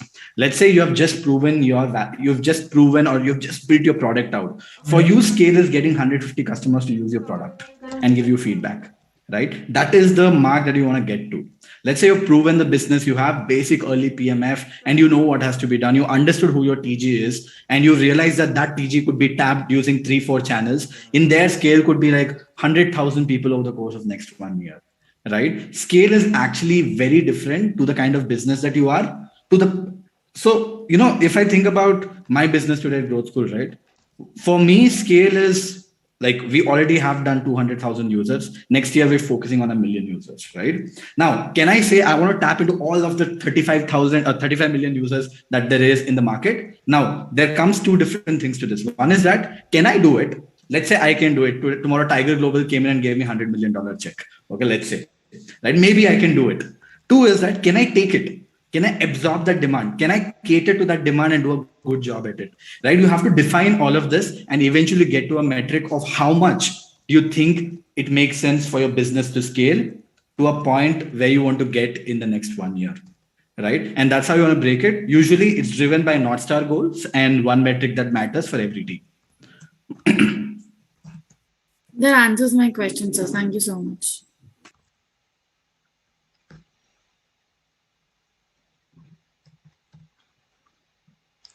In the interest of time, we will take one last question. Pragya. Yeah. Hi. Am I audible? All right. So my question is for Tejas.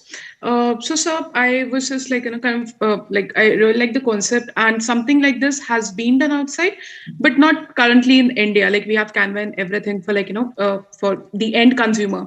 So I was a bit confused. So what are you targeting at? Is it for the end consumer, or is it for you'd be focusing more on the B2B companies on the whole, that one firm could actually get the software and the platform and then kind of work on the presentation? How is it supposed to be basically?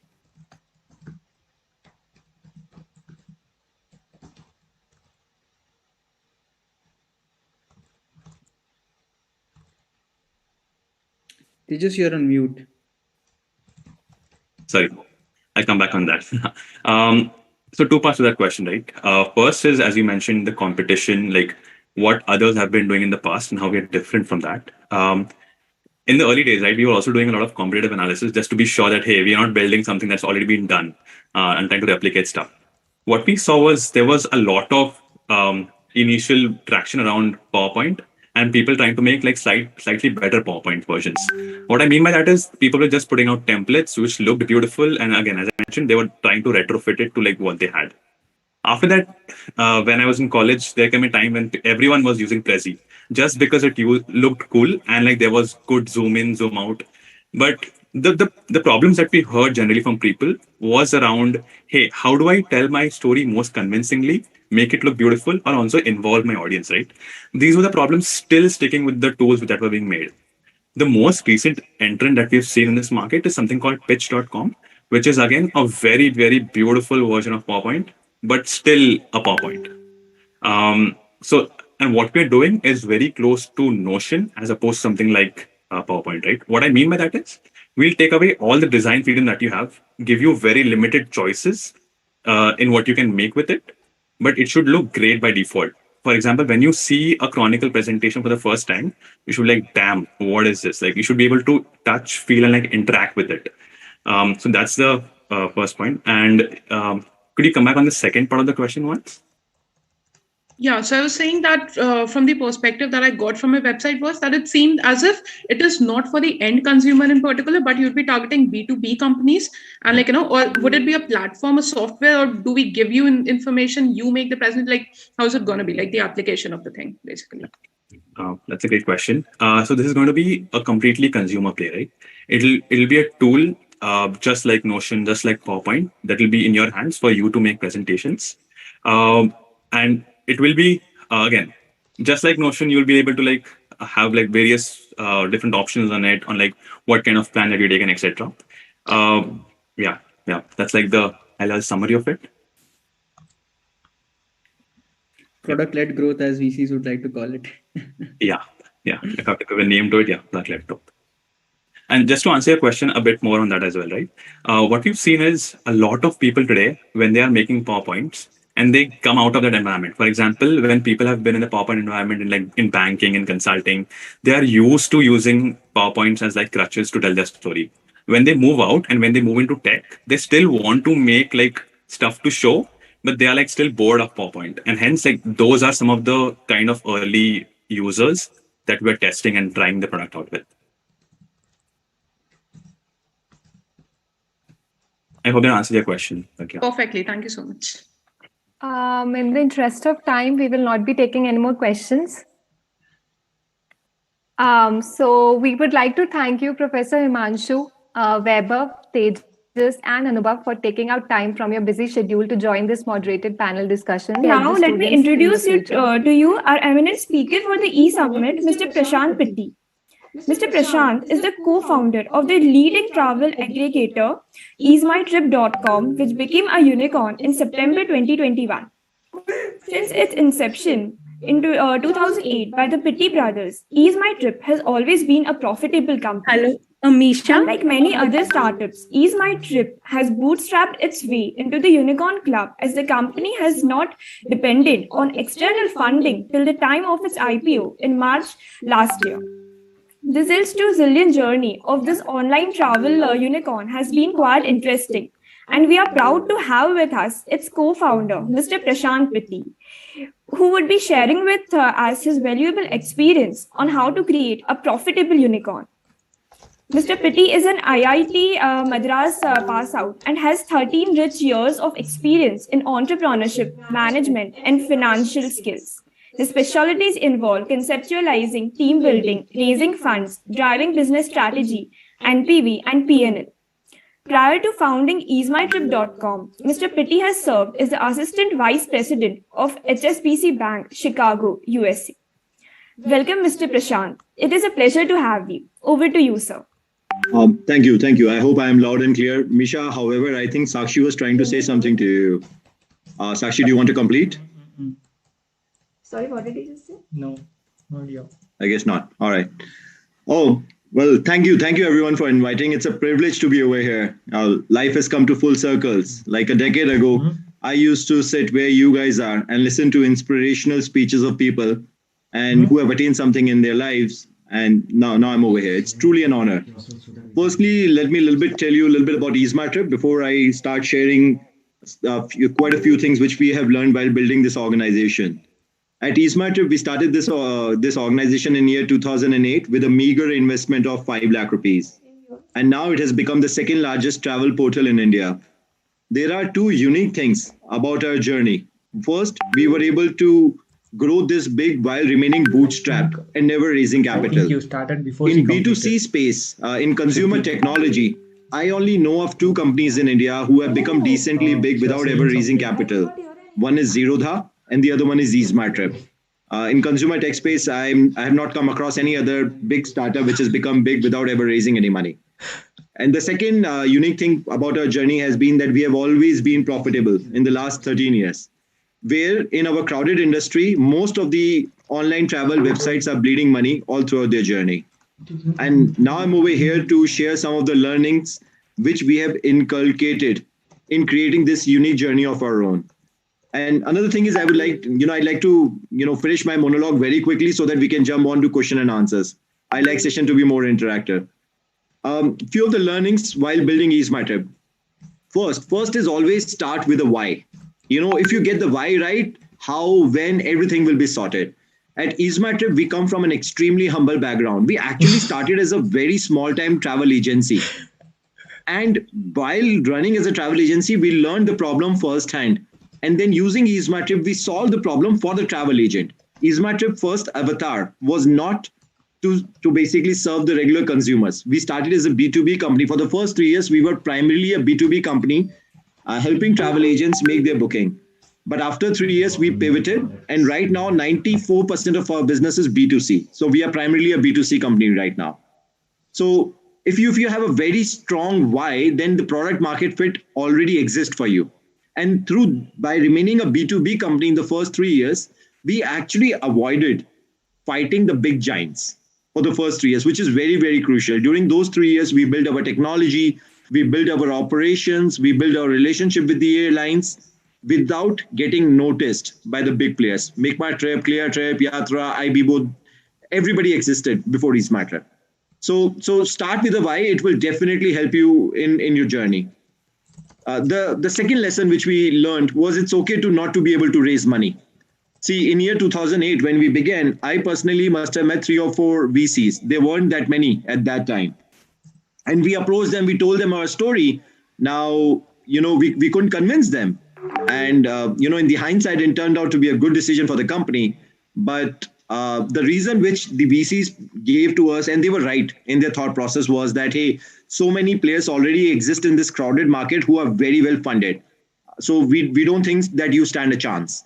And honestly speaking, I mean, instead of wasting our time, we just stopped meeting them. And instead of wasting our time in creating good looking presentations and pitch decks, we focused purely on sales. I must have met thousands of travel agents myself in the first 1 year itself, telling them about our product and trying to solve their problems and help their lives better. So the learning which we have is that VC money is a good money to solve your teething problems, but it is definitely not a necessity for you to succeed. The point I'm trying to make over here is that don't give control of your future in the hands of other people who may or may not believe in you. The third learning which we had was pivot on the basis of future, not on the basis of current numbers. I'll explain what do I mean by that. As I told you that we started as a B2B company, the business was growing. We started working with about 12,000 travel agents by the end of third year, and business was booming. However, our worry was also increasing alongside. We knew that in the future, consumers are not going to go to a travel agent to book a flight ticket. We were gaining considerable amount of market share in B2B side, but we knew that this business is not going to last for long because consumers are shifting online. And that is when we actually pivoted. We were doing a transaction worth almost about 300 to 400 crores a year, and we let that go. We were doing it profitably, and we let that go in anticipation of what the future might be. At that time, you could say it was extremely gutsy decision, but now, as we look at the hindsight, it was absolutely the right thing to do. I'll tell you how exactly, and then our business also switched dramatically. See, when we were working with travel agents, we let's say if we were getting 7 to 8% commissions from the airlines, we were passing on 5 to 6% to the travel agent. Whereas we were only muted. keeping How 1 to can I 2% hear? for ourselves, right? But when we started Even he working was with muted, I direct think so. consumers, we didn't have to give 5 to 6% commissions to the regular consumer. A discount of 1.5% sufficed. And because of which we decided that we will not charge convenience fees. So one of the biggest mode Yeah, of Ease My because Trip is if that we do you not don't charge on, you couldn't convenience able to fees speak, no. and yet we turn out profitable. While all our competitors charge convenience fees and yet they are in losses. See, the processes which we made while running a B2B company were far, far more efficient than any regular B2C company would make. And hence, the moat for us, which has become But right why now, are is you not muted? exactly You're the having convenience disturbance. fees, but the tech solution which we have and our operational cost structure. And Okay. since then, since year 2011, when we started our B2C operation, we primarily grew via word of mouth, where people told that, hey, Is Isma it Trip does not overlapping? charge convenience fees. It's better to book tickets from over here. Hmm. And as I said, that right now, 94% of our business is consumer business and only 6 to 7% is travel agent business. So the lesson which we learned in this decision was that sometimes it's hard, it's necessary to take harsh decision when everything is going right. The fourth lesson which we learned was stick to the basics and be disciplined. See, according to us, there are only two reasons why anybody should do business. One is to serve your consumers very well, and two, to do it profitably so you can continuously serve them for a longer period. See, right now, the VC money, PE money is in abundance, because of which I believe that there are a lot of entrepreneurs who, I mean, as I said, that VC money, PE money is a great money to solve teething problem, but you cannot go on for decades to be dependent on them. You have to find your unit economics. You have to find your product market fit. And this is what we truly believe in, that businesses are done only for two reasons: to serve your consumers very well and to do it profitably so that you can serve them for a longer period of time. And in the business where we are in, we believe that it's almost a commodity business. This is something which I share a lot, that internet is no longer a novelty what it was a decade ago. Now it is more of a commodity. The e-commerce product you buy from one place or the other place, it doesn't really matter. The product which you're going to get is the same product. But if you buy a flight ticket from my place or any other place, your airline cushion is not going to change much. It's going to remain the same, right? So in a commodity business, the basic of a commodity business is you must keep your cost low and pass on maximum value to consumers. And if you do so, then you don't have to spend much money on marketing. I'll give you comparative. At Ease My Trip in last 13 years, we have spent about 70 crores on marketing put together, 70, okay? While our competitor spends 1,300 crores every year on marketing. And yet we are growing 3 times their pace every year. If the reason is that we have given enough value to consumers to spread the word by not charging convenience fees and yet coming out profitable. So sticking to the basics and being disciplined around it were one of the very crucial things which basically helped us grow.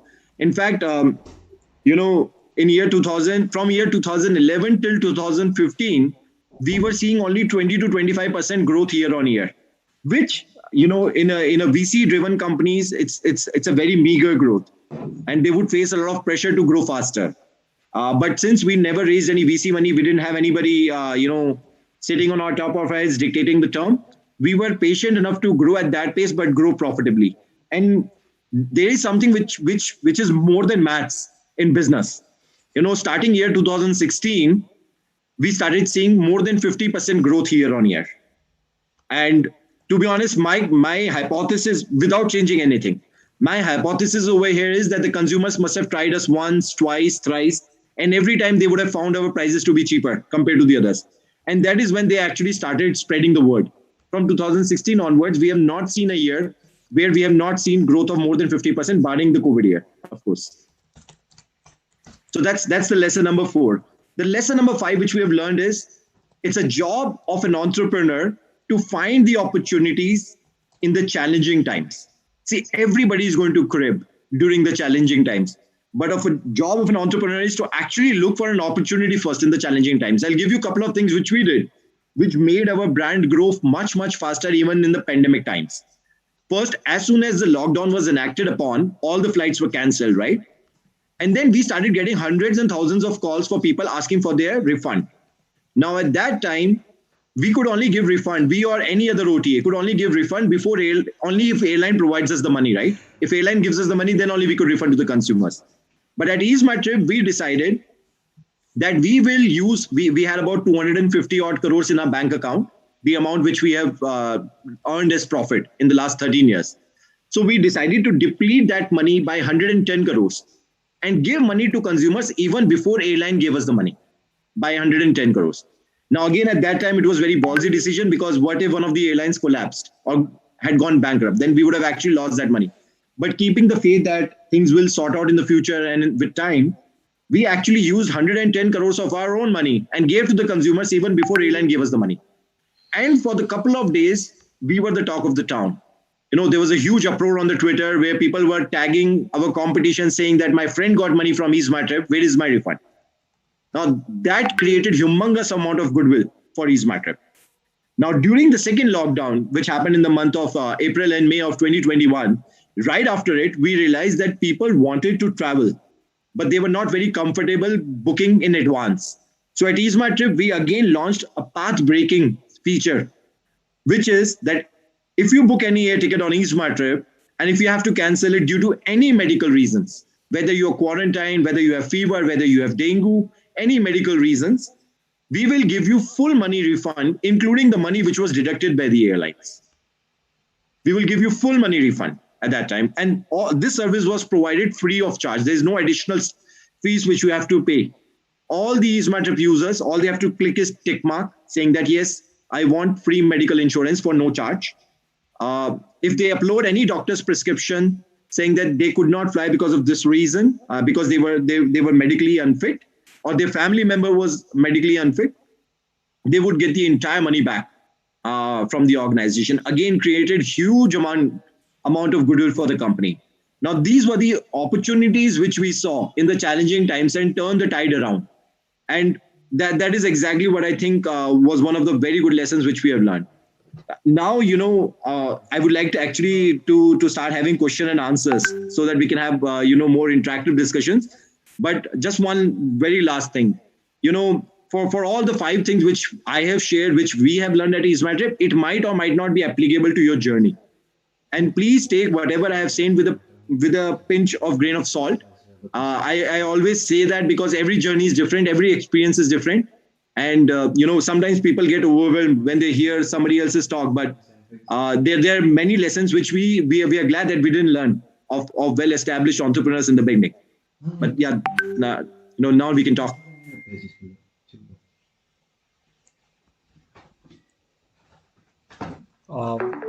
Actually, participants have questions. So Kunjan, you can go ahead. Hello, am I audible? Yes, you are audible. Thank you, sir. Thank you for this session. So I have this question. You were talking about the convenience fees limited, and also you gave up 110 crores out of your own bank accounts. So how did you convince your shareholders or stakeholders on this? Oh, so thankfully, at that time we were not listed. So it was just 3 of us. We are 3 brothers, and we could decide. We made that decision of giving out 110 crores to consumers even before we received money. By the way, we received the entire money from the airlines because none of the airlines collapsed, right? So we got the entire money back. But this decision was taken in April 2020, and we were not listed at that time. So I guess it was pretty easy as a decision to take because it was just it had to be just decided by 3 of us. Okay, thank you. But yes, now I think after being listed, we will have certain restrictions and hard time in taking such gutsy decisions. Absolutely.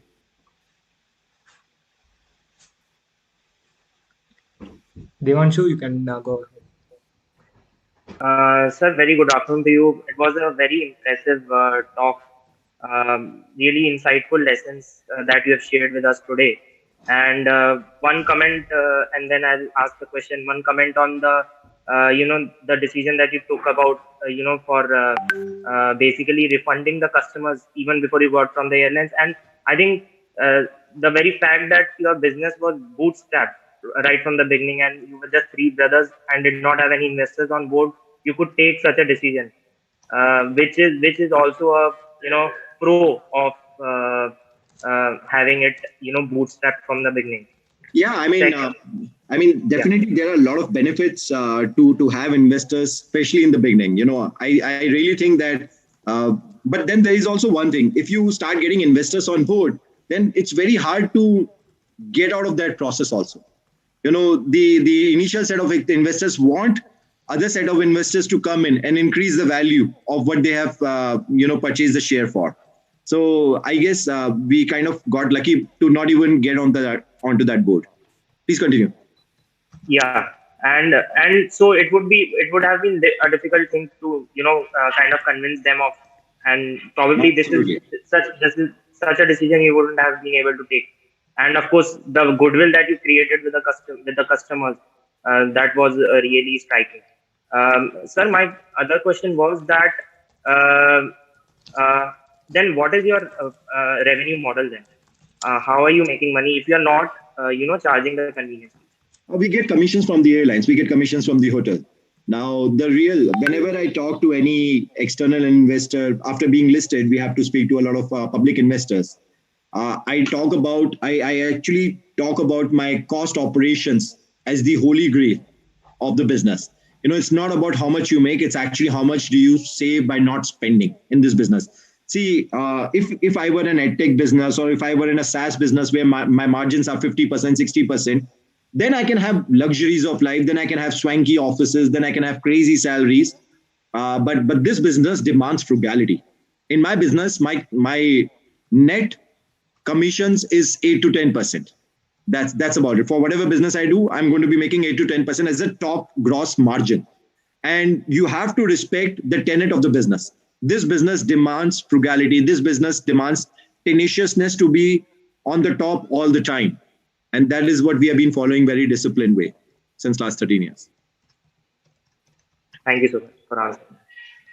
Shaurya, now you can go ahead.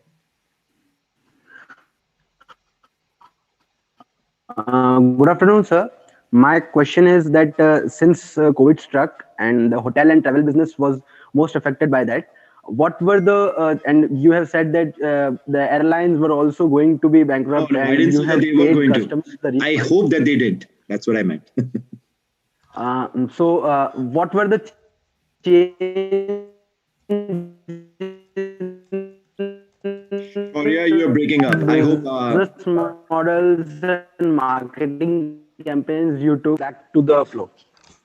So Shaurya, you were breaking, but I can guess what you asked. That what all changes did we make during the pandemic times to keep us afloat? All right. I hope that's Yes, a sir. question. All right. So, Yes. guys, Easma Trip is actually, the business model. Our business model is so resilient that even in the pandemic times, when our business volume fell to half, we did business of about 4,300 crores in FY20. In FY21, we did business of about 2,100 crores only. So business fell to half. However, our profitability did not diminish. Even in COVID year, this company created a PBT of about 88 crores, profit before tax of 88 crores. So I think that's like a litmus test, right, for any travel company, that even in the COVID year, we turned out profit. So this is how much, how much resilience our company has. To give you an idea, right now we are doing somewhere around 12,000 to 13,000 transactions a day on air side. All right. My company is built such that we break even at 50. That is how much scope do we have. That is how much resilience the company has. So company was doing all right, and we didn't have to take drastic measures. We didn't have to cut salaries. We didn't have to, reduce the number of employees, because the company already was very resilient. However, we did a lot of bunch of stuff to become even more profitable during the COVID times. To give you an idea, as soon as the pandemic hit, there was another big project which we did, which was that we started getting 8,000 to 9,000 calls a day, right? And at that time, it was very difficult to get our customer representative pick up the call because they weren't at office because of the lockdown, right? Now, this is what we did. We quickly integrated WhatsApp with our mid office. And as soon as anybody called, we automatically disconnected their call and send them an automatic message on their WhatsApp saying that, hey, we can no longer pick the calls, but we can chat with you. While our agents who were sitting at home, they were able to chat with the consumers, right? Now, this enabled EaseMyTrip to again get a lot of popularity because most of my competitors were not even able to pick the calls or respond. However, we were not able to pick calls, but we were able to respond on WhatsApp. Now, this created humongous value to company. I'll explain how. Earlier, it was a double bonanza. Earlier, one agent was speaking to one customer at a time, right? But now one agent sitting at home was chatting with 8 different customers simultaneously. So I was able to reduce my dependency on call center dramatically with this change. And as I said that it was a double bonanza, customers are also loving it. Like, why would you want to be on hold for half an hour when you can drop a message on WhatsApp and continue watching your Netflix, and let's say 20 minutes later you get a response? So it came out as a double bonanza, and right now we are continuing with the process, and 37% of all our queries are solved on WhatsApp. So yeah, there are a lot of opportunities which you get in the challenging times, and EaseMyTrip. See, another thing is that if you are actually very close to the business, then you will see those opportunities very clearly. We have always kept our heads down, our ear closer to the ground, and be extremely close to the business. And this is how you actually find those opportunities. Thank you, sir. Thank you so much. Sure. Raghuveer, you can go ahead. Hello. Good afternoon, sir. Good afternoon. Sir, it's not a particular question. Just I wanted a suggestion that, sir, when there is already a well-established business or product or service in the market, so, sir, what should be our strategy or our unique selling point that we should also can make a big change in those market? So how first do we actually take that risk? So what you have asked me, Raghuveer, is something which I just summarized, which is that if you're entering a crowded market, how to crack a crowded market and yet turn out profitable. And my answer is find a surrogate way to enter. At EaseMyTrip, we did not go head-on collision with Make My Trip, Clear Trip, Yatra for the first 3 years, right? We found a surrogate. We served the travel agent first for the first 3 years. And in that surrogacy, we built up our system, we built up our relationship. And then once we were comfortable, we went in heads-on collision. I wouldn't have the honor to speak to you if I started this company as a B2C company. Let me put it that way. I wouldn't be sitting and talking to you guys. It is very crystal clear in my mind that had we not found a surrogate way to build this business, we wouldn't be where we are right now. Thank you, sir. Sure. Jay Desai, you can go ahead. Thank you, Prashant, sir, for your insightful conversation. I kind of wanted to understand the business strategy aspect of it, as you said, 1,500 transactions is where you break even, and as this is a commodity business, it's necessary to remain frugal in your cost management. Mm-hmm. So in terms of your profitability, Jay, we lost you. Am I audible, sir? Now am I audible? Rajesh, can you please mute yourself? Yes, Jay, please go on. Yes, sir. So the question is that to maintain the B2B connections and with hotels and flights, do you engage in long-term contracts or, a transaction-based cost commission that you get, because a year like pandemic can happen anytime and it can really affect the business? I understood your question. Your question is, do we pre-buy anything or is it more transactional? So no, there is no pre-buying at EaseMyTrip. Our transactions are, if you buy from EaseMyTrip, then we buy from the hotel, then we buy from the airline. There is no pre-buying. We are a completely asset-light model. We do not pre-buy, we do not pre-book, we do not pre-guarantee any sales to the airlines or to the hotel or to any holiday package creator. Whatever you come to EaseMyTrip, you pay me the money, then we pay the airlines or then we pay the hotel, and the transaction is complete. So business is extremely asset-light. And when pandemic situations like these, which we are actually undergoing right now as well, arises, we get a hit on number of bookings which are made on our website, but we do not lose any cost which we have shared with the organizations, with our vendors or suppliers already. Thank you, sir. Sure. Sir, there is a question in the chat. What do you see as your big areas of growth in the next 12 to 24 months, since the situation of lockdown and ban on travel keeps coming back? So at EaseMyTrip, we have recently acquired 3 companies. Okay, you can read about them in the news. and there are many more acquisitions which are coming in. At EaseMyTrip, we are extremely bullish of acquiring travel-related companies at this time, specifically this times, because honestly, for the last 2 years, pandemic has hit hard a lot of travel companies, and a lot of VCs, PEs, and even some founders are giving up on the value which they have created. And I feel that this is actually a good opportunity time to acquire such companies. This is where we are going. We think that this is, I believe that the pandemic is coming towards the endemic. That is my feeling, that this could be the last wave which we see. And even if there are more, I think eventually the world will have to live along with this disease. And that is why I'm very bullish on acquiring more companies. And EaseMyTrip so far has grown mostly organically, but now we are looking forward to grow inorganically as well. I might also want to share one more thing. Since we are acquiring a lot of companies, I'm actually looking for a lot of business analysts, data analysts, product managers, to handle those businesses. And, there could be no better time than right now to join EaseMyTrip, because you would be representing EaseMyTrip in those companies and in a way working along with the CEOs of those organizations as a deputy CEO in future maybe. So my email ID is prashant@easemytrip.com, prashant@easemytrip.com. Feel free to send me a resume or write to me. I'm really looking forward to hire very, very rapidly. prashant@easemytrip.com. Please continue. Students, please take a note of it. Also, taking a cue from your question, your answer, I just wanted to ask, in 2020, India produced only 11 unicorns, but in 2021, there are 44 unicorns, if I'm not wrong, 300% increase in number of unicorns, and EaseMyTrip is one of them. Correct. So, why I'm asking this is 2021 and 2020 is very difficult period for travel agency company because of COVID prevailing situations. But even though it didn't acted as a hindrance for EaseMyTrip for becoming a unicorn. Wasn't this question supposed to be in the next session? Yeah, I just wanted to add because you touched upon this. I just wanted to. Yeah, I'll let the other panelists for the next session come in, and then I'll answer this question, because this is directly related to the next session. Got it, sir. Sure. Meanwhile, I also have one more question.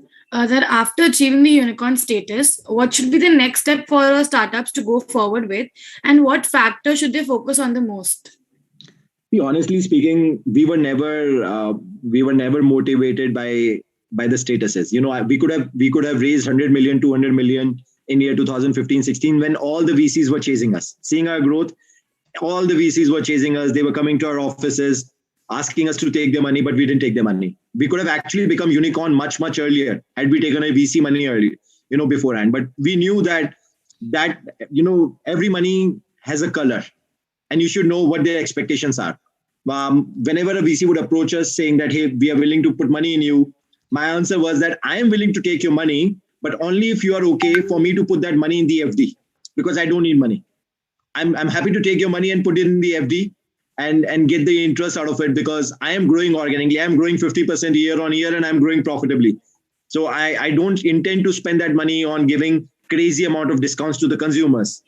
And that is why we could never actually consolidate getting any VC money. So I do not really get swayed by the tags of being a unicorns and other things, but I think what has changed after getting listed. EaseMyTrip was one of the first ones to get listed in year 2021.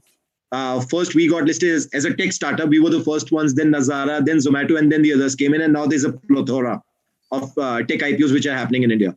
So what has changed, at least for us, is that now there's a lot of sense of responsibility on our shoulder. See, earlier we were not answerable to anybody. It was just 3 of us. But now we have almost about 2 lakh shareholders who hold EaseMyTrip share in their hand. And now this company is not our company. This company is the entire 200,000 people's company who hold the share of EaseMyTrip.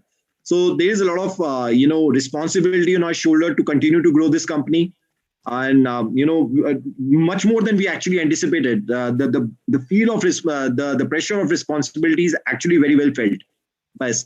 For example, I shared that before we were listed, we could have taken that brash decision of refunding 110 crores from our own pocket. But now surely we will have to be extremely much more calculative, and have to be slightly risk adverse in nature. All right, so that clearly answers my question. So we'll move on with our e-summit. And now we'd like to talk about what was so special in 2021 that ultimately led to so many unicorns. We have on the panel Mr. Prashant Pitti, the co-founder of Ease My Trip.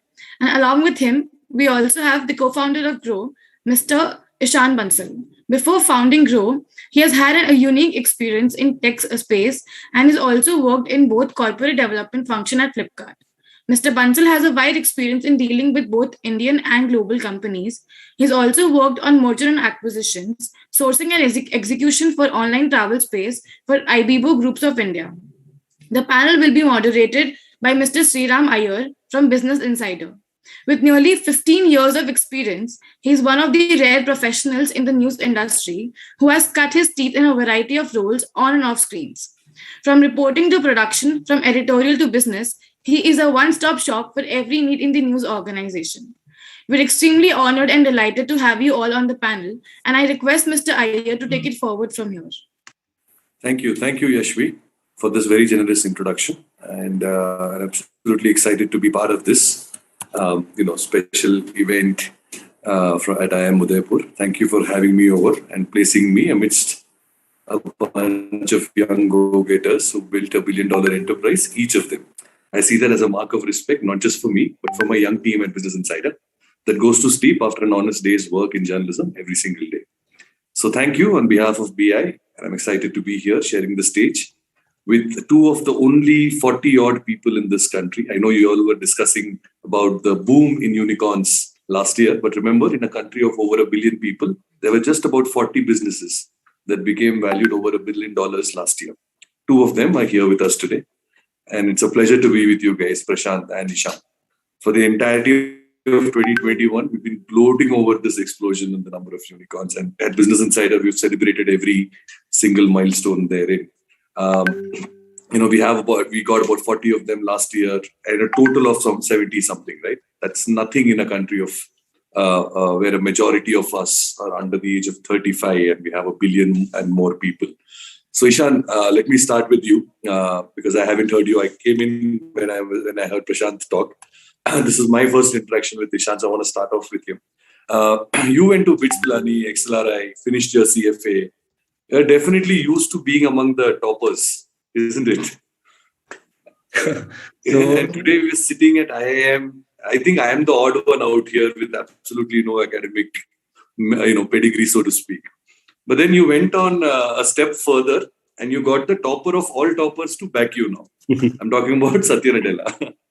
I think we're all here interested in knowing, and I am here, standing with the students, absolutely curious about what played out, who reached out, how long did it take, what was it like to meet him, what did he ask? Tell us what it takes to earn the trust of someone like Satya Nadella. Great. Thanks, Sriram, for kind of generous introduction. I'm actually not the topper in most of the cases, but definitely I had a kind of good luck to actually go through a very, very decent education background, especially both at BITS Pilani and XLRI.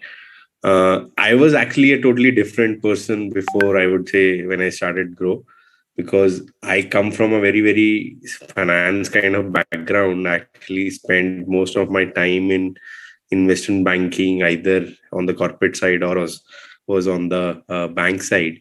But finally, Grow happened. And just to kind of quickly kind of answer your question on Satya Nadella side, I think it was, I would say, meeting of minds that helped.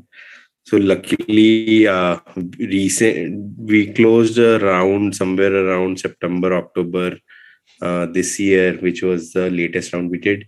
And the investor that came in, the Iconic, was one of the lead investors in that round. And they were actually the one who got us connected with Satya Nadella. And I think it was literally, he was also looking for kind of backing a startup like Grow, where the focus was improving customer experience. And I think one thing that I learned, especially from Flipkart days, is focusing on customer is the most important thing if you are trying to grow a business and making it successful. And that is what I think where meeting of minds also happened with Satya Nadella. And finally, we were able to kind of get him on board. And it was So what was the toughest question he asked? If tomorrow somebody from this IM Udaipur gang were to sort of land up in a difficult when we are looking at from outside, but when you talk to them, people are very, very normal. I think what's important when you're talking to somebody like Satya Nadella or anyone like in that category is to be kind of open and honest about what you are doing, where you came from, and what you are looking for in the future. And if you're and the questions were also very similar. Okay, if let's assume he comes on board, what are we expecting out of him, right? So it's not like what he's expect out of us. It's also he wanted to understand what are we expecting out of him, and the kind of things that he did obviously was resonating with us. That's why we kind of pushed hard and say, okay, we want him on board. So I think that is also very important whenever you're approaching a person like him.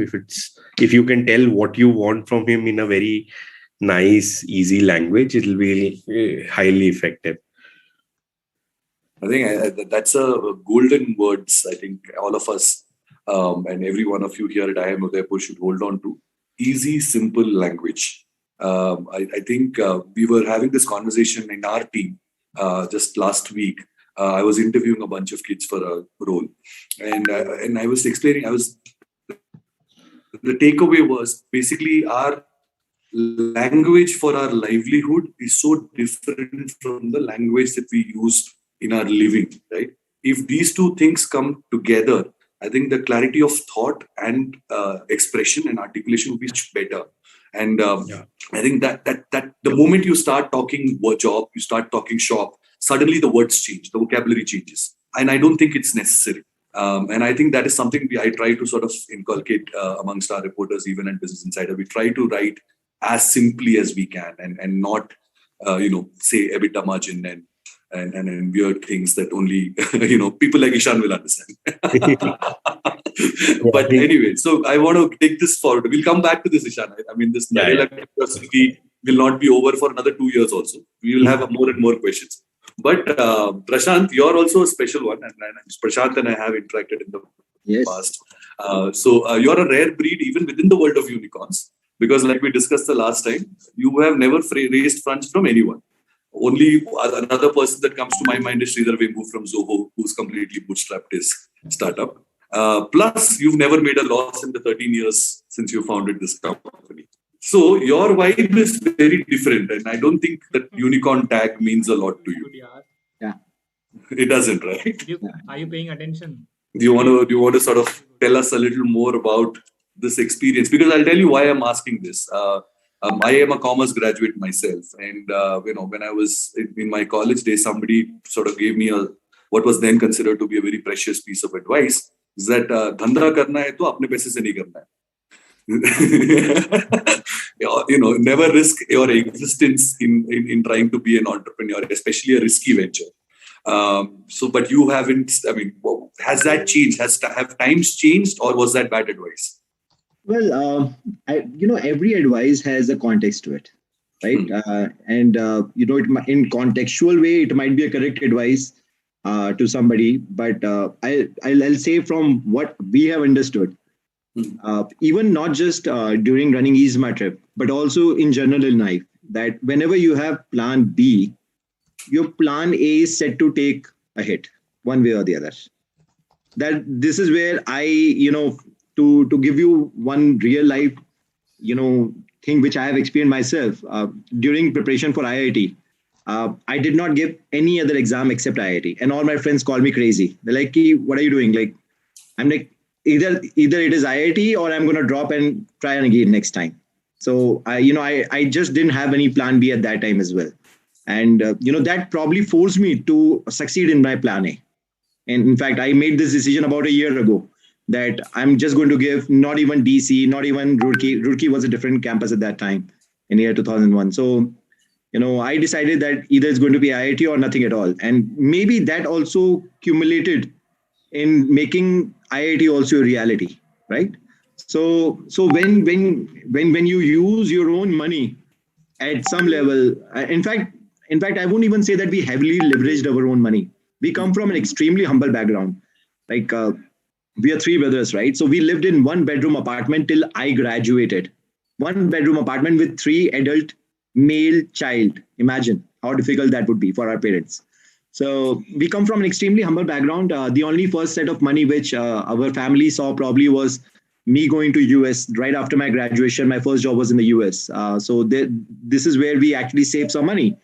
And to start Isma trip, in the first year, we put in about 5 lakh rupees, but put together we must have put in about 15 to 20 lakh rupees in the first 3 years, which also is not a lot of money, but the dedication was there. And even though we got a lot of no's from the VCs, from the people, hey, kya kar raha hai yaar? There's so many other industries. Why travel industry? Travel is overtly crowded. But this is something which we knew as we ran a travel agency ourselves. From year 2007 till 2008, we ran a travel agency. We knew what all things are missing in that particular piece, in that particular pie. We knew that we will be able to add a lot of value, and we just decided not to listen to what others were advising. And that discipline and that thought process continued for the 13 years of journey which we have shared, which has gotten us where we are. I think that's interesting because coming from a humble background, coming from even if you were sort of even an above middle class background, if you were to be classified as that or whatever it is, it would have been a tough choice to make. And I think you made that choice. And kudos to all three of you for having that gumption and that strength of sort of purpose. And I think the confidence comes from identifying the problem correctly. In being able what happened, one instance which hit me just now to talk about. We started Isma trip in May 2008, and September 2008, one of the travel agents used fake credit card to make tickets worth 26 lakh rupees. And his passengers flew the same night. All right. So we lost 26 lakh rupees overnight. Okay. Like overnight, the money was gone. And some of the monies which we borrowed from here and there, and some of the customers' money which we have gotten as the advance, right, is all gone. And the next day morning, I'm thinking, hey, maybe I should go back to US and beg my manager to give me the job back. My brother was also like, have we done the right thing to do what we have done? But then, you could say the sanity or insanity prevailed. It was like, okay, give it one more try. We'll give it one more push. And, we learned the hard way. We didn't know the SSLs and all those things at that time. We just didn't know. We started the business and, hey, we got, anyway. So, I think I would say on behalf of all the students, learn from his mistakes and his learnings. Don't try to do that again. This should come with statutory warning. Yes, absolutely. This is like one of those Khatro ke Khiladi type situation. Don't try this at home. But the insanity prevailed, and do not see that day ever again in our lives. Oh, absolutely. So let's come back to talking about risk and risk appetites of people. Right now at Business Insider, we have this series underway called Budget Insider, which is we do this every year before the budget, where we call upon important people who understand the economy, the markets, and everything, and we talk about what are the risks and the opportunities lying ahead for this year that not just us, even the government should prepare for. And on that count, I think both Ishan and Prashant are adequately qualified to talk about this as well. And I want to start with you, Ishan, because a lot has been already spoken about what happened last year. I think we have gone through multiple conversations. I think I started doing the first series about the pandemic in the first week of April 2020, where we had like CEO after CEO after CEO coming in telling us how the pandemic has set in motion a series of irreversible changes. And I think put technology on the forefront and allowed companies like that of Isma Trip as well as Grow to become what they are today. But let's now look forward and tell the students here as well as myself. One view, Ishan, that keeps coming in the current series of interviews from experts is that the next going forward, it's going to be tougher to find the money find the investors in the years and months to come, because it's not cheap anymore. Because US is about to raise interest rates, the kind of zero interest rate and negative interest rates that we have seen over the last decade, which fueled the growth of startups like yours. And, there was venture capital money, pension fund money that was flowing across borders so easily. And people were not like somebody who's getting the money at 0% interest is not asking for 30%, 40% return. He is happy even with a 5% return, he's made a lot of money.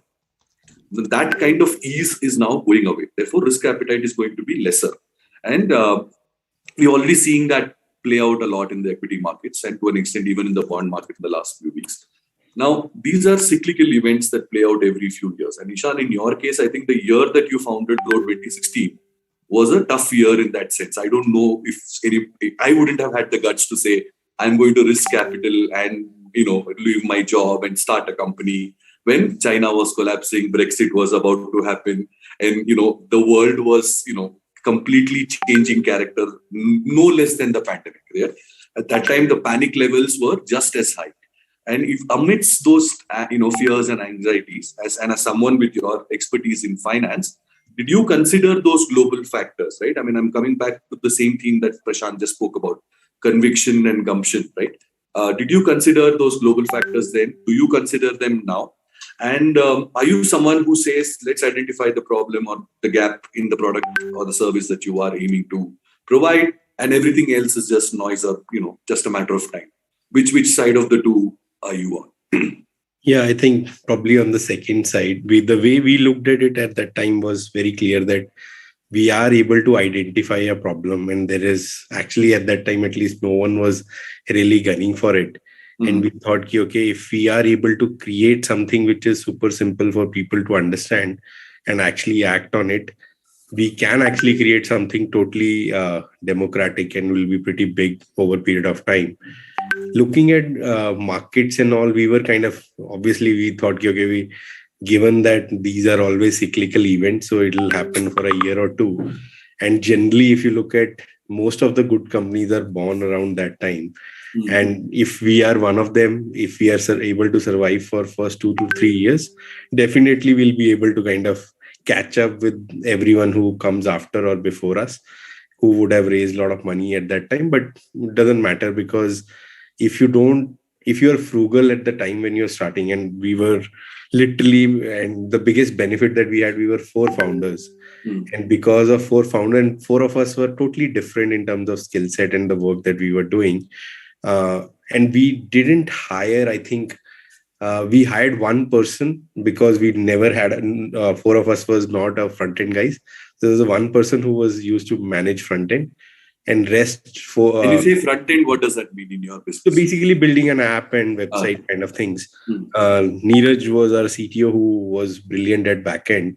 I also had some kind of inclination towards doing coding. I also started doing coding during our first years, and were able to we spent, I think, like less than 10 lakh rupees in our first whole year, including, and we didn't earn anything because we were still building, right? And we got some grants from Karnataka government as well for the space and all. And till I think we started in April 2016.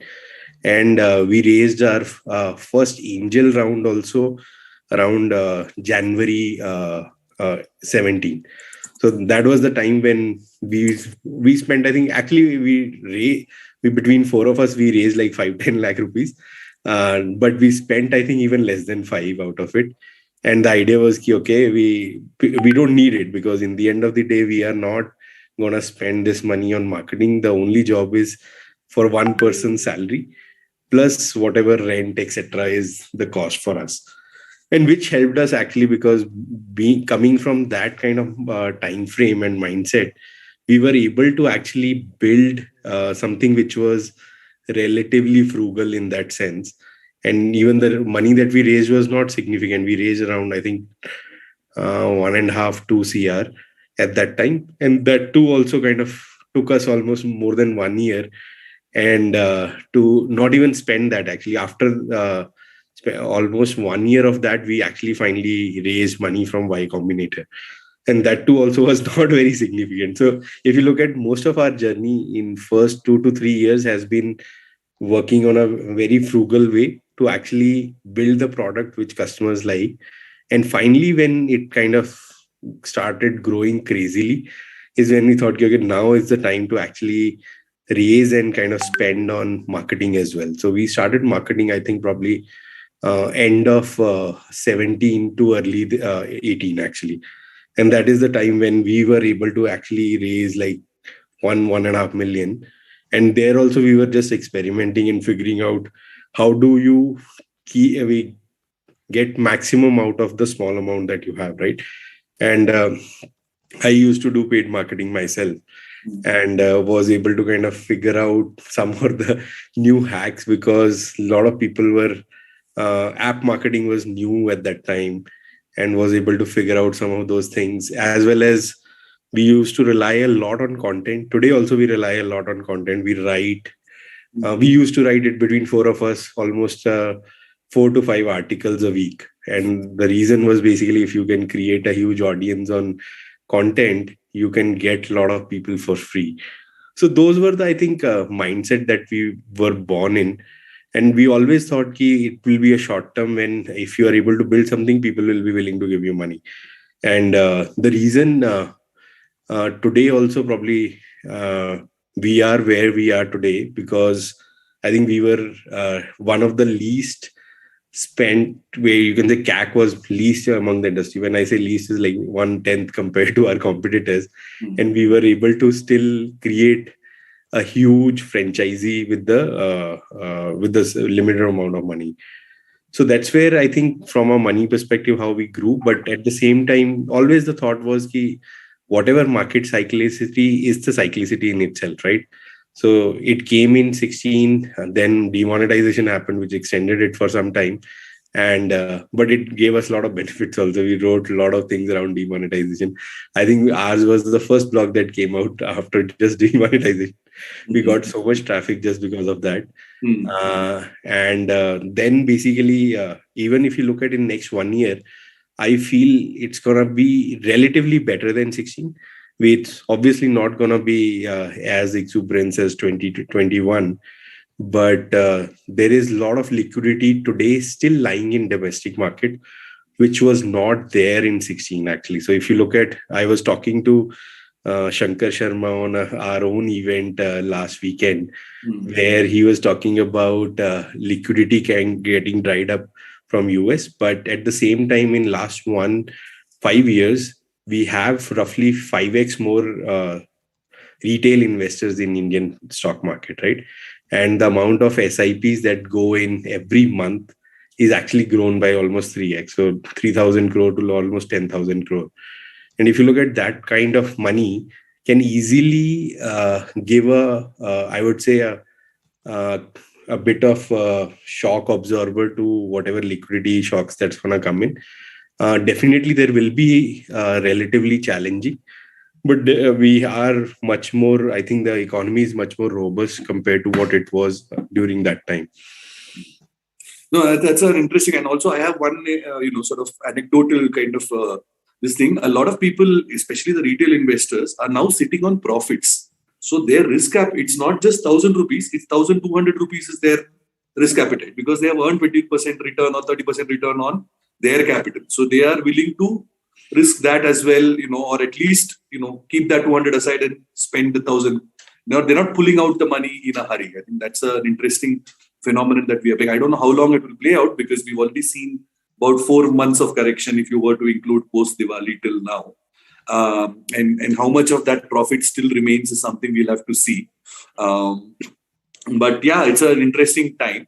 I want to request all the students, I put it on the chat as well. And, if you all have any questions, see, we journalists live in an echo chamber. We think we are asking the relevant questions, but that's not the case usually.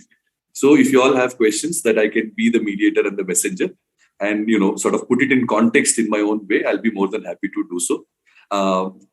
So Harshal Patil is asking, did the timing, like many old businesses or industries slowing down because of the pandemic, gave rise to so many unicorns, given the opportunity that? And I think the short answer to that is a yes. And if Ishan or Prashant want to take this forward, I would like to add a layer to this question and sort of take off from my previous question as well, which is basically, Ishan, you said about how starting a business during the time of a crisis is probably a good idea.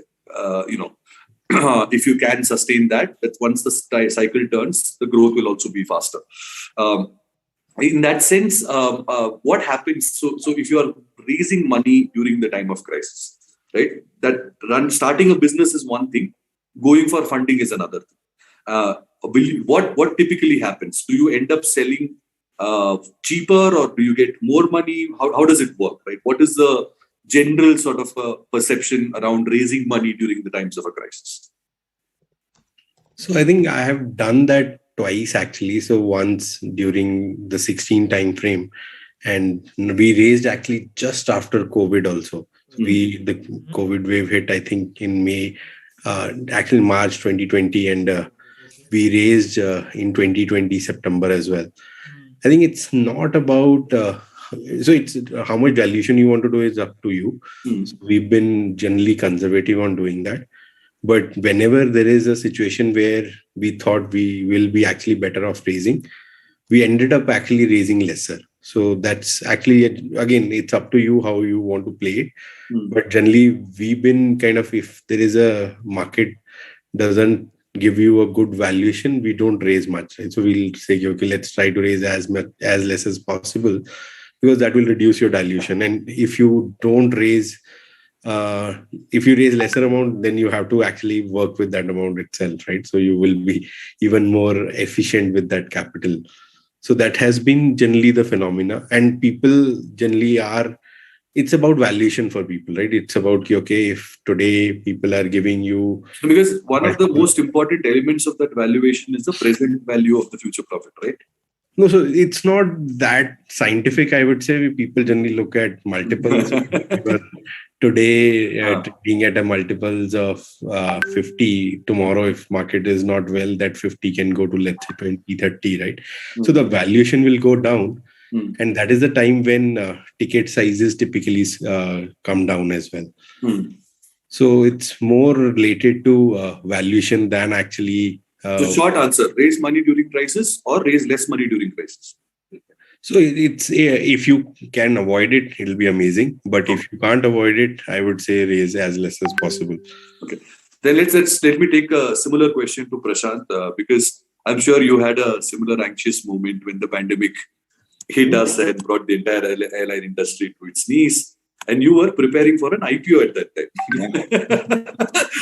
Talk about oddities. Now, while it went off well, and unlike some of your peer startups who got listed in the last few months, the shares of Ease My Trip have been, very good for the investors. They more than doubled the money, I think, since the listing. So I could ask you this question in two ways, Prashant.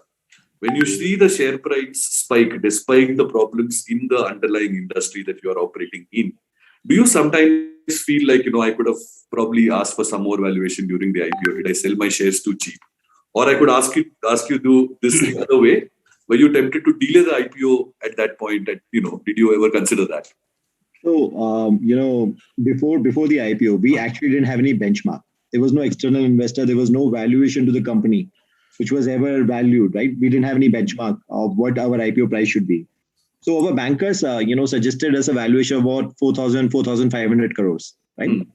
Now the pandemic hit, and before the pandemic, actually we started planning for IPO in around February of 2019, and we fixated the date, which is 20th March 2020, is when we will do the IPO. What is so special about the date?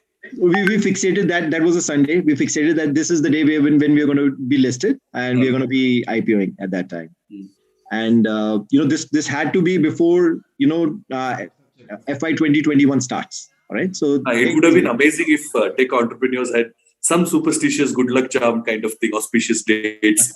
I think It wasn't that. It was like we were backtracking. We were preparing for that day. This is how I'd probably say. So you basically set a deadline and you said, okay, whatever happens, it happens on that day. We will pace ourselves accordingly.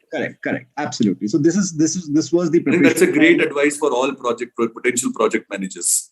It works better, right? That you have a very clear deadline in your mind, and everything was planned accordingly. So I actually must have spoken to 30, 40 odd, investors in the month of January 2020 with no sight of what was coming in, right? No sight of whatsoever. And we got a couple of people who committed for the pre-IPO of EaseMyTrip.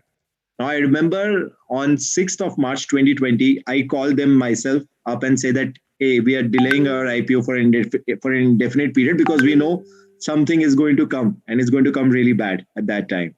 And so we postponed our IPO for indefinite times. And then come January 2021. And, the market is booming again, the travel is back. We think that there is not going to be a second wave. The COVID was dying and the business was on full flow.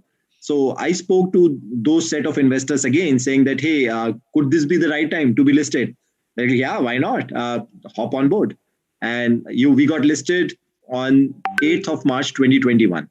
Right? And at that time, we were planning to go ahead with a valuation of about 3,500 odd crores. The valuation of the company was 4,500 crores. And we knew that we have to leave something on the table, all right, according to the bankers. Yeah. And as we got these bankers who I will advise other startup founders to consult them who haven't left anything on the table. I'll speak much about that. Yeah. Anyway, so as we got closer to the IPO date, the second wave started to come back into picture. And now we are saying that this time we're not letting go. We're going in. All right. You tell me what valuation do you want us to go in? We'll go in with that valuation. So considering the second wave, we decided, that we will go at very low valuation because anyway, 100% of the company was ours at that time. And we had to dilute only 25%. So we knew that whatever future valuation will be, 75% will still be ours, right? So there's no harm in leaving too much on the table. So, but we did not want to postpone again. We knew that we did not want to postpone again. So we went. Was that because the business needed money, or was that a milestone? So it was not the business which needed money, but there was a lot of press which had come in. We had already prepared a lot, and then there's also a sunken cost related to the IPO. There was 7 to 8 crores which was already spent in preparation in terms of the bankers and the lawyers and everybody, right? So we did not want to take the loss the second time. We were sure that, hey, we are going in, it's okay. Even if we leave a very good amount of value for the consumers. So the reason why we have seen EaseMyTrip prices go up 2.5 times than what the IPO price was, primarily because we actually left a lot on the table. And the true value of EaseMyTrip is getting discovered on the way. Right now, it's somewhere around 6,500 odd crores. And many people ask us that during the pandemic times, how EaseMyTrip share has gone up so much. The simple answer is that we knew that we were leaving a lot on the table at that time. And thanks to you for that, on behalf of all the investors who put money on this. At a time when the how important this is, I think we've learned that in the last few months. And to be honest, we knew that. See, another thing which has happened, and coming to the original thing which we were supposed to talk about over here as well, was that what happened in 2021 and what could be the expectation for 2022, right? I was coming to that. That was my next question. Yeah. So, I'll take the lead over here since it's related to what I was going to say. See, in year 2017, 18, 19, 20, there was no tech IPO, right? We were the first ones to actually be the tech IPO in 2021. So we knew that we had to set the right precedence. We knew it from the day one that, puri zindagi bhar gali khani padegi, agar kuch gadbad ho gaya to. Because then we are closing the roads for the others as well. So we knew that we have to leave a lot on the table and make investors happy that tech IPOs can happen in India and can successfully be delivered in India. We were extremely sure of that. And according to me, I'm actually very, very bullish on startup ecosystem right now. And I'm the first-hand experience of why I should be. See, at EaseMyTrip, we have never acquired a company prior to being listed. But just after getting listed, there's a huge amount of hunger we have to grow faster because now we can use our currency as well as our equity as well as a currency to acquire companies. So in the last 3 months, we have acquired 3 companies and there are many more which are coming, which you will see with the time go by, right? Now, for a startup, there are 2 great outcomes. One is to get listed and the other is to get acquired. Now, as we are seeing, the tech IPO is not going to stop. It's almost like opening up the Pandora's box. And I think there are many, many more tech IPOs which are upcoming right now. And I think that trend probably will continue. Zomatos of the world have explained, have proven that Indian retailers are okay to take on the loss for the better future, right? Are okay to actually, invest in loss-making companies as well. So I think that with that, the tech companies to be listed are going to be far more in the future as well, and then those companies will have the hunger to acquire the other startups. So this itself will become a very good virtuous cycle, and which will enable the better outcomes for startup world even more so than before.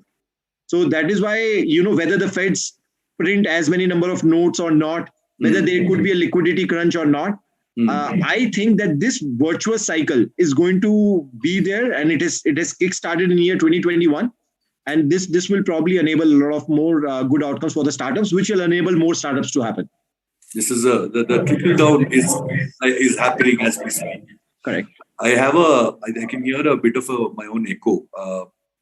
Check 1, 2, 3. It's fine. So this ties up that there is a question from Devanshu Jain.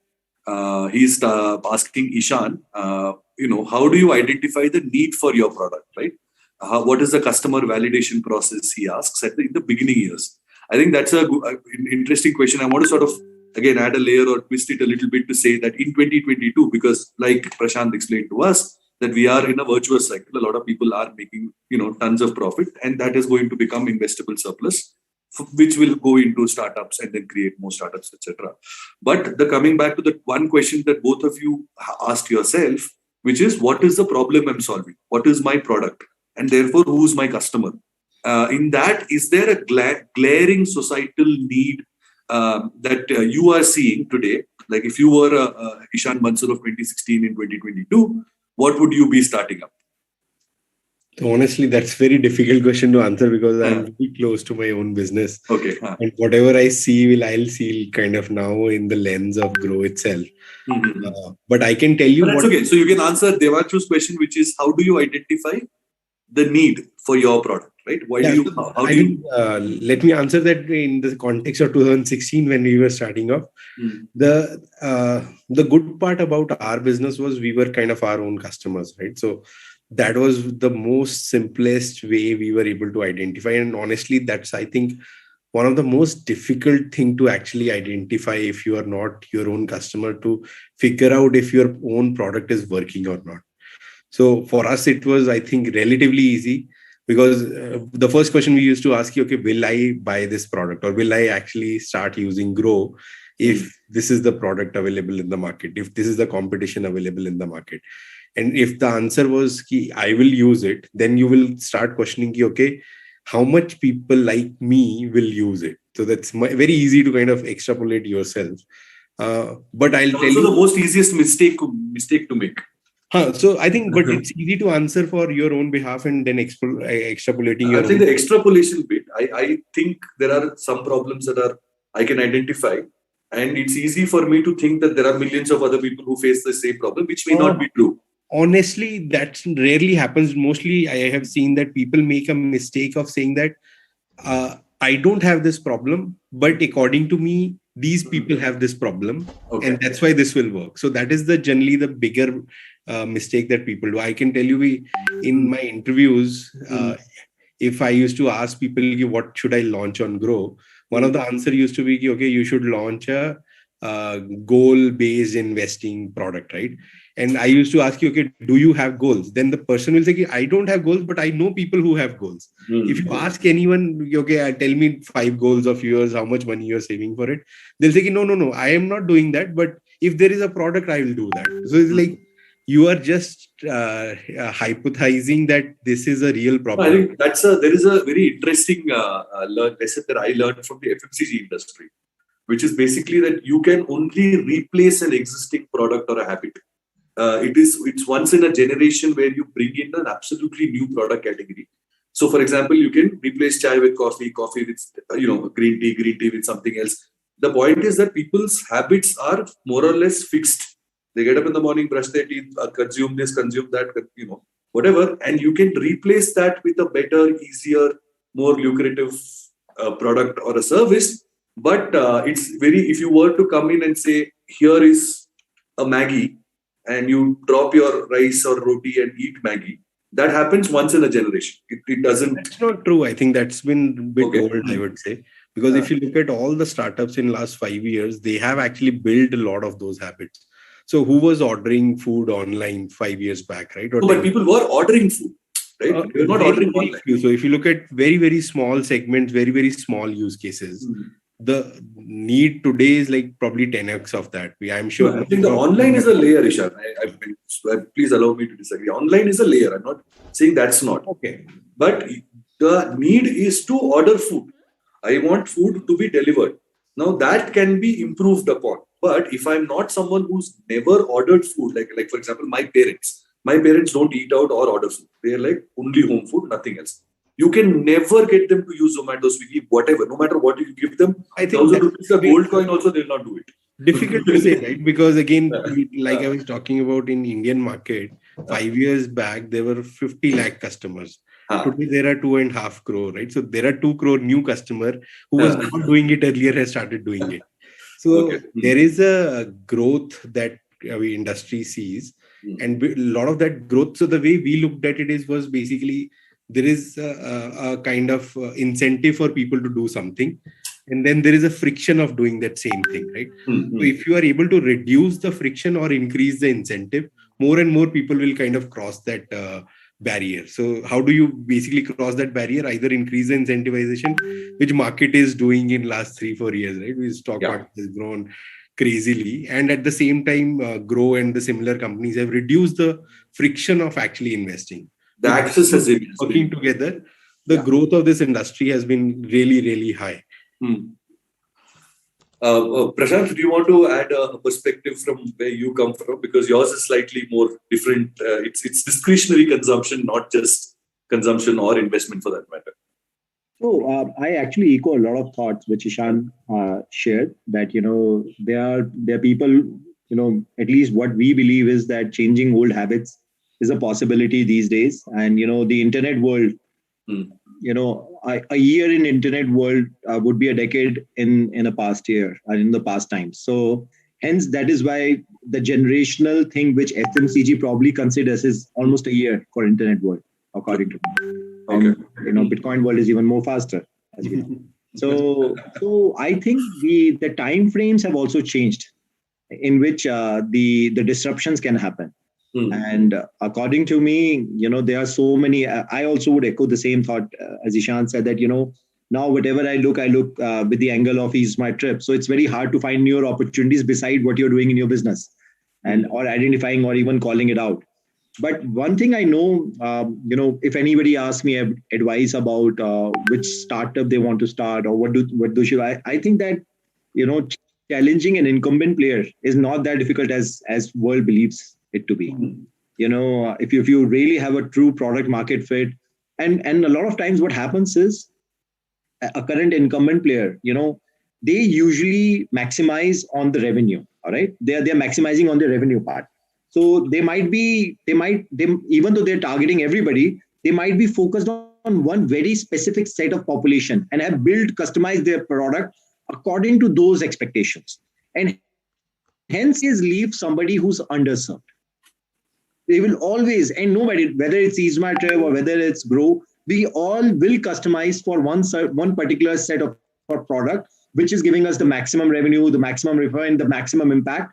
And we will leave some gap somewhere or the other for the other set of population, which probably is underserved. And, many a times it just does not cross your eye. Like, for example, the Zepto guys, right? There was a clear glaring need of quick deliveries, which was left unchallenged, unlooked after for a really, really long time. And now when these Zepto guys came in with 10 minutes delivery, now all the other bigger brands which are serving the same industry have even gone to the extent of rebranding themselves completely to cater to that market.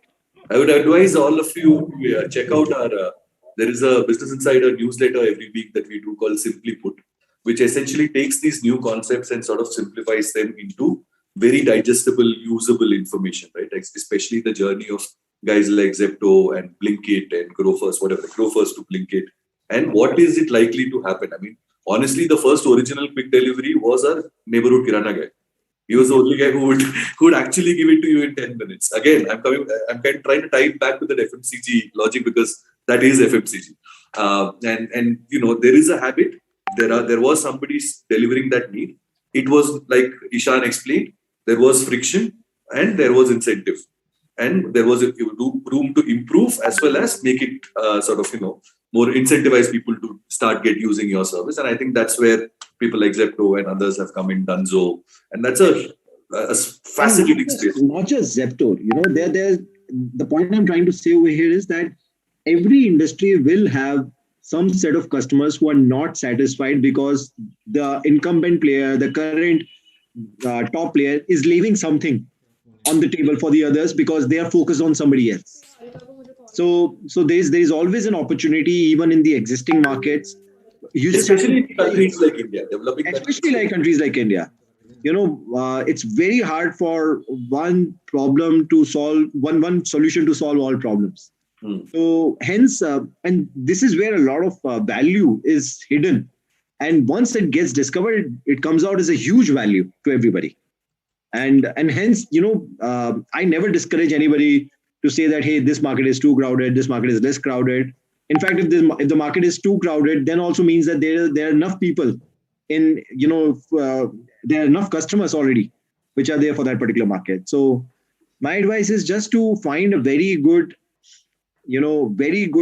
answer to why you're doing what you're doing. A good way is to basically be your own customer. As Ishan mentioned, EaseMyTrip started because we were a travel agent ourselves and we knew the problem a travel agent faces. So we were solving our own problem directly in that sense. So I would totally relate to that and find a solution which is serving your customer set, not necessarily your competitor's customer set. So you'll have to create very good, deeper customer persona around whom you're going to be serving.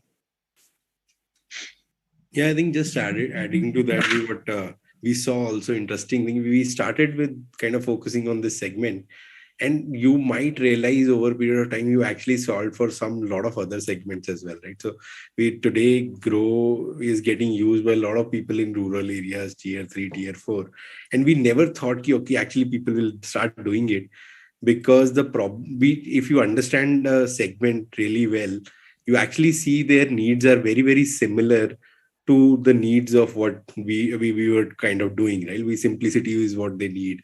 Accessibility is what they needed actually.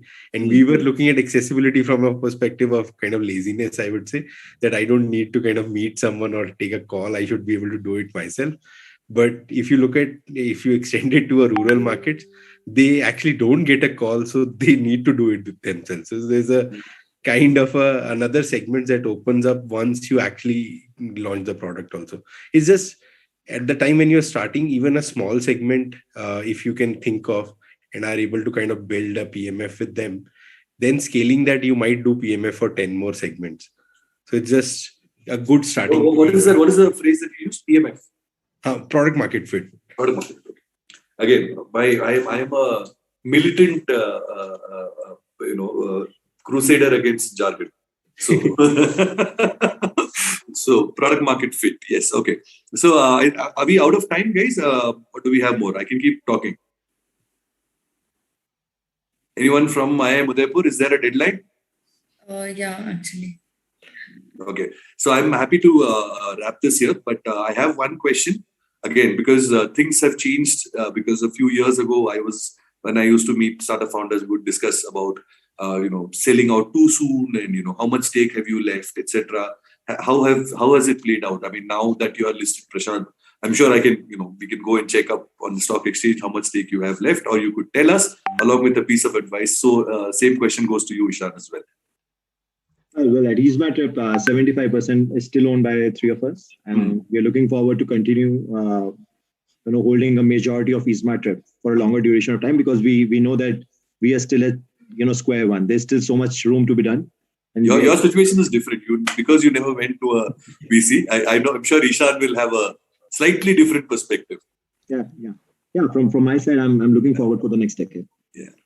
For us, I think how much backward you go, right? You have taken some decisions, and there are both pros and cons of those decisions. So we would have diluted at different rounds. And today, if I think about it and say, okay, in the series A or a series B, if we kind of sold cheaper, but I'm sure we are here today because probably we did that, right? No, I'm not saying that was a mistake or this was a No, right. I'm thinking that's where the cap tables are formed by your decisions over a period of time, and I'm thinking that's what is the kind of fact, whatever it is today, right? So today we are actually holding still a significant portion. I can't disclose the exact numbers, but what I'm trying to say is whenever even any of the guys who are trying to do this and will do it in future as well, will have to think about a lot of time it's about to increase the probability of success, right? So in the end, you want to be successful, and successful doesn't mean ki tomorrow what you have what Prashant has done, you would like to kind of get listed one day and become a unicorn by listing and becoming profitable at the same time. Do you have listing plans? How far is it? No, not at all. I already saw some of the frustration that Prashant is feeling today. Don't want to get into kind of such a hard responsibility of managing 2 lakh investors, which is not very easy. I think I understand this because I come from an investment banking background. I also understand the 2 years will be very painful, which Prashant took between 19 to 21 to get listed. And one of the reason I can tell Prashant why you got listed is probably not that 7 or 8 crore that you spend. It's more about the time and the kind of frustration that happens around that. Absolutely, man. We were done with the lawyers and the bankers. We were literally done. This is it. Either we are getting listed now or we're never getting listed. This was the thought process. Yeah, so I've seen this happening with many companies, and that's what we don't want to go through, at least in the near future. So that's the one reason we don't want to get listed as of now. But definitely, one day we will get listed, but not in near future. Not in the near future. One other important bit, and I always do this: why not offer an ICO over an IPO? Nihal is asking, why not to offer an ICO over an IPO? It might happen if we 5 years, 10 years down the line, ICOs become mainstream. We will probably do it. Okay. At Business Insider, we not just look at investors, we also talk about job seekers, right? And I think one important bit that I would like to highlight in both the case of Ishan and Prashant is the team that was there, right? I mean, 4 of you, 3 of you, right? Brothers, friends, whatever you want to call it. That value of that labor, I mean, you might say, Prashant, that I invested 15 lakhs and today I am a $1 billion company. But the value of the labor of those 3 people over the next decade or so, I don't think that can be that I'm sure was worth a lot more. Similarly, Ishan, in your case, right? I mean, you had like 4 bright people with different experiences, being able to gel together, etc. Talk to us about investing in your own skills and the sort of bracing yourself for the next decade, where the bright kids of IIM Udaipur stay relevant. How do you approach? What kind of, are you looking to hire people? Give us what are your sort of plans for the next year or two, and a piece of advice, a passing advice for the kids on upskilling and sort of staying relevant. And investing as much time in yourself along with the money that you invest in the markets. I have already made the sales pitch. I've already given my email ID to everybody to write to me for the jobs. We are acquiring a lot of companies. So I let Ishan talk about this. So how many people are you looking to hire, Prashant, next year or two? So we have the plans to double our strength. Right now we are about 430 people. We want to double our strength in the next 1 year. So this is what we do at Business Insider. I could sit and write a 2,500 word thesis on unemployment in India, or I could just ask this one question and let you all know where the jobs are. Ishan, yours. We are today actually probably larger. We are somewhere around 800 odd. But we are also kind of, if not double, probably slightly like 70-80%. We will grow in next year or so. We do and we do hiring, I think, across campuses and all as well. But a lot of it is actually on the tech side. We try to kind of keep the team lean on the business side typically, because if there are too many people to kind of, it's always gets into too much discussion and less of execution. we try to kind of get things done faster. But in general, I think like you talked about, there will be a lot of jobs and there is upskilling. I think a lot of time it's becomes a bad word because people start thinking it more like a sales pitch for a software or a tech startup. But the way to look at what I have done in my past was also kind of always be open to learning new things. And whenever you find something interesting, and try to find more things interesting, that's also important, and try to kind of go for it. There are hundreds of resources across on YouTube or on whatever. If you do Google, you'll find 10 things where you can actually study anything you want. Even I remember in my IM days, not IM actually, I was from XLRE. I talk about a lot about valuations and stuff. So I've been kind of one of the fans of Aswat Damodharan and used to actually did all my, I think, all the lectures that are there on valuation by him and all the assignments, etc. by him. I actually did it during my first year itself. I'm not qualified enough to judge Mr. Damodaran. But I will say that most recently he's got it wrong with Paytm.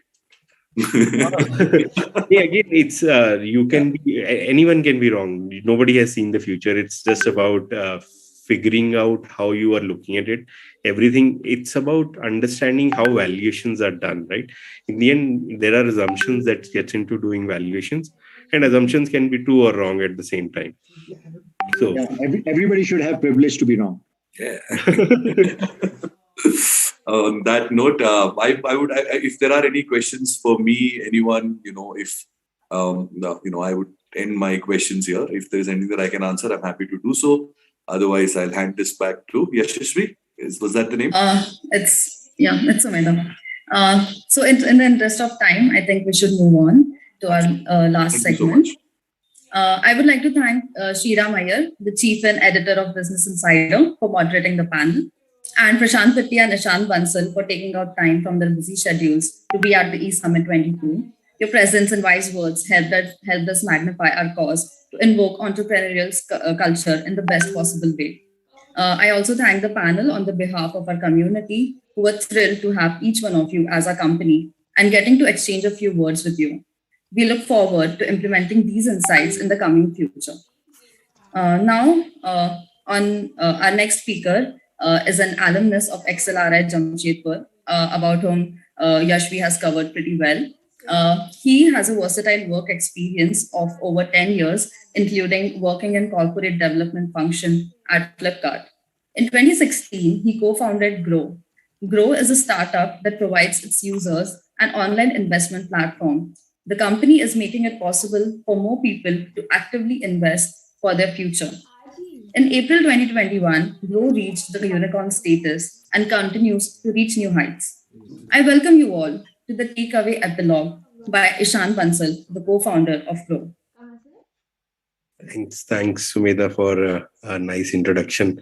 So I'll tell you, I think broadly what I have learned, at least you guys also should think about is, in general, whenever you are building a business, what we have learned from Prashant also, that you should be frugal, at least at the start, and kind of build a business which can sustain for really, really long term. And one day, definitely, if you are doing the right things, becoming a unicorn is just about adding a tag to it, but it's not really mean something that can actually change your life. It's about how do you measure your success. You can measure your success in kind of unicorn tag, or you can measure your success in building a long-term sustainable business. And once you have built that business, it's about kind of then how do you basically make it even more bigger, right? So once you have achieved even a unicorn tag, the words doesn't end there, right? So you have to actually go forward and build even for next decade, right? Effectively, when you want to be probably, I don't know what is it called, decathlon or even more than that. And in India, unicorns have created a lot of them in last 1 year is probably because there are first lot of liquidity was there, a lot of money was there in the market, and people are getting very good valuation. But at the same time, lot of it is because the companies which became unicorn was started around the time frame of 15, 16, 17, when actually the businesses were not that easily doing business was not easy, and people who survive at that time and actually thrive at that time were able to actually build a much more stable, much more kind of investable business, which made them reach to a unicorn status much faster. And this I can say for a lot of the companies who became unicorn, who will become unicorn soon, is the kind of startups that are built in last 5 to 10 years is not the same breed that was built probably 10 years back. The companies that are built in last 5 to 10 years have been much more stable, much more, I would say, the probability of success in these companies are much more higher. One reason is because they have gone through a lot of cycles, and they are not built, and a lot of these are built on solid kind of unit economics as well. So with this thought, I like to leave it with all the students that whenever you are thinking about doing something or build something, I would say build the good foundation first and then kind of start to grow. Because if you don't build a good foundation, the probability of success over a longer period reduces.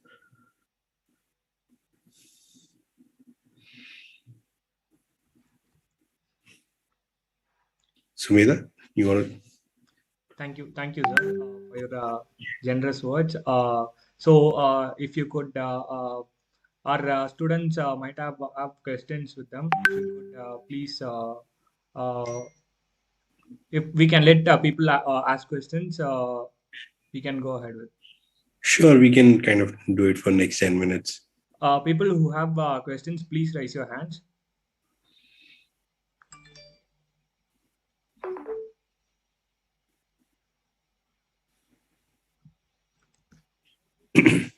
We have Nihal here. Nihal, you can go ahead.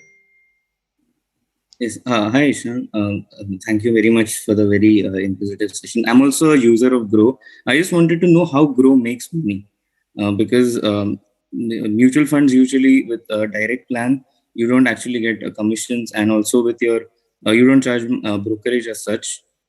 So I wanted to know. So I'll tell you. When we started with regular mutual fund. We were making money in terms of commission, but we moved to direct mutual funds in 2018, and that is the time when we started working on a broking product, which is stocks, direct investing in equities. And today we charge actually a brokerage on equities as well as derivatives, which is where we make most of our money today.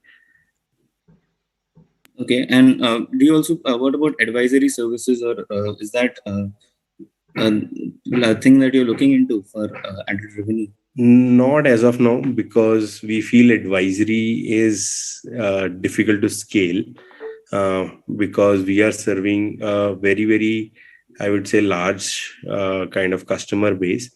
And serving that customer base with the advisory according to me is more about emotion management.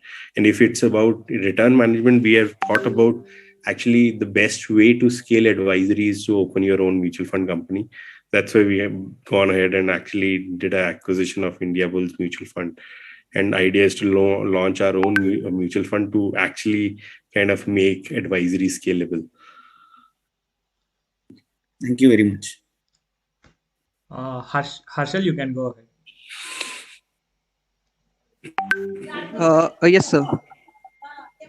Actually, I had a question regarding the UI part. Actually, so we have seen that in the market there are actually a big players already there, like as per IFW, for example, and Zerodha, which where they have actually quite better user experience. So I actually wanted to know what Grow plans to do in the near future to increase their market share as well with respect to user experience. So we keep on doing things, but I would say it's a different user experience. So user experience is all about, I think Prashant was also talking about, each segment requires a different user experience. Zerodha is actually kind of optimized for a different segment, where Grow is optimized for a different segment. So from that perspective, we keep on improving our user experience for our kind of customer segment, which we call is people whose day job is not to do trading and stuff. The people who actually do casual investing slash trading is what we mostly focus on. And there are products which we are launching, more and more products for that kind of customer segment.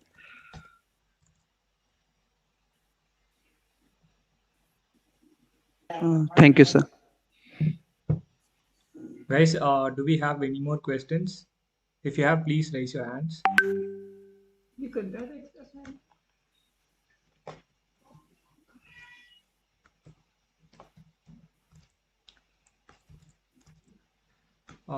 Sir, we have a question in the chat box. I think it's the same answer which Prashant was also giving when we were looking at Zerodha. I was also one of the users, and a lot of people around me were also using it, and they were not able to understand half the things that was there on the platform.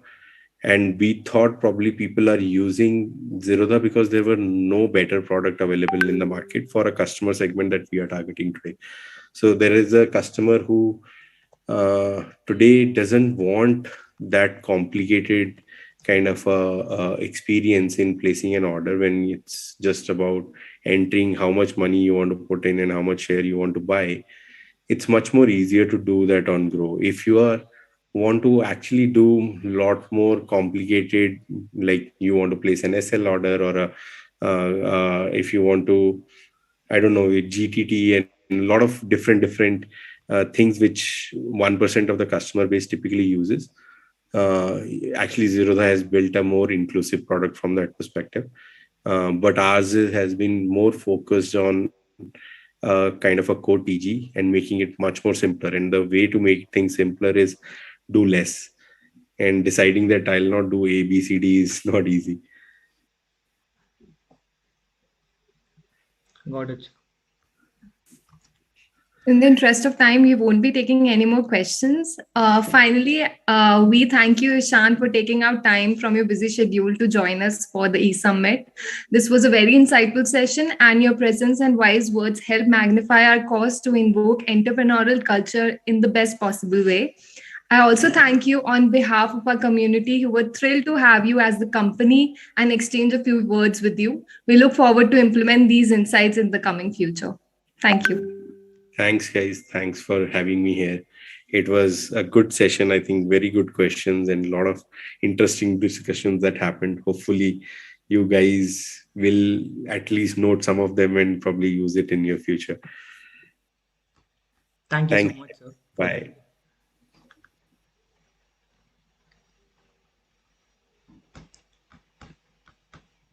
So guys, thus we end our eSummit 2022 here. So I'll just touch upon a few points of what we did in the past few months for achieving this. So we did Praram, our annual flagship event yesterday, where we selected 12 participants out of 700. We gave them an opportunity to pitch in front of the investors. And today I'll just speak about our theme, Zilch to Zillion, why we took that, and Decade of Unicorns, celebrating Decade of Unicorns. So actually, we thought of aligning with our theme with 10 years unstoppable for IIM Udaipur, and I hope we did our job pretty well. So thank you guys for joining. You can now log off.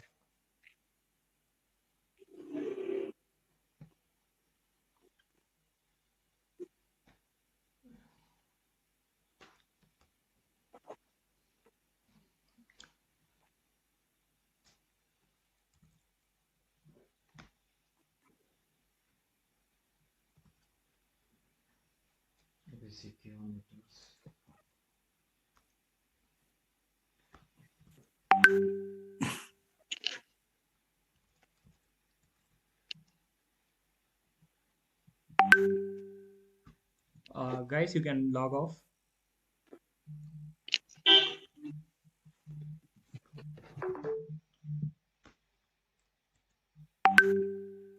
Rahul, you can leave. People are sleeping. Whatever we do. We can stop recording the session. Recording stopped.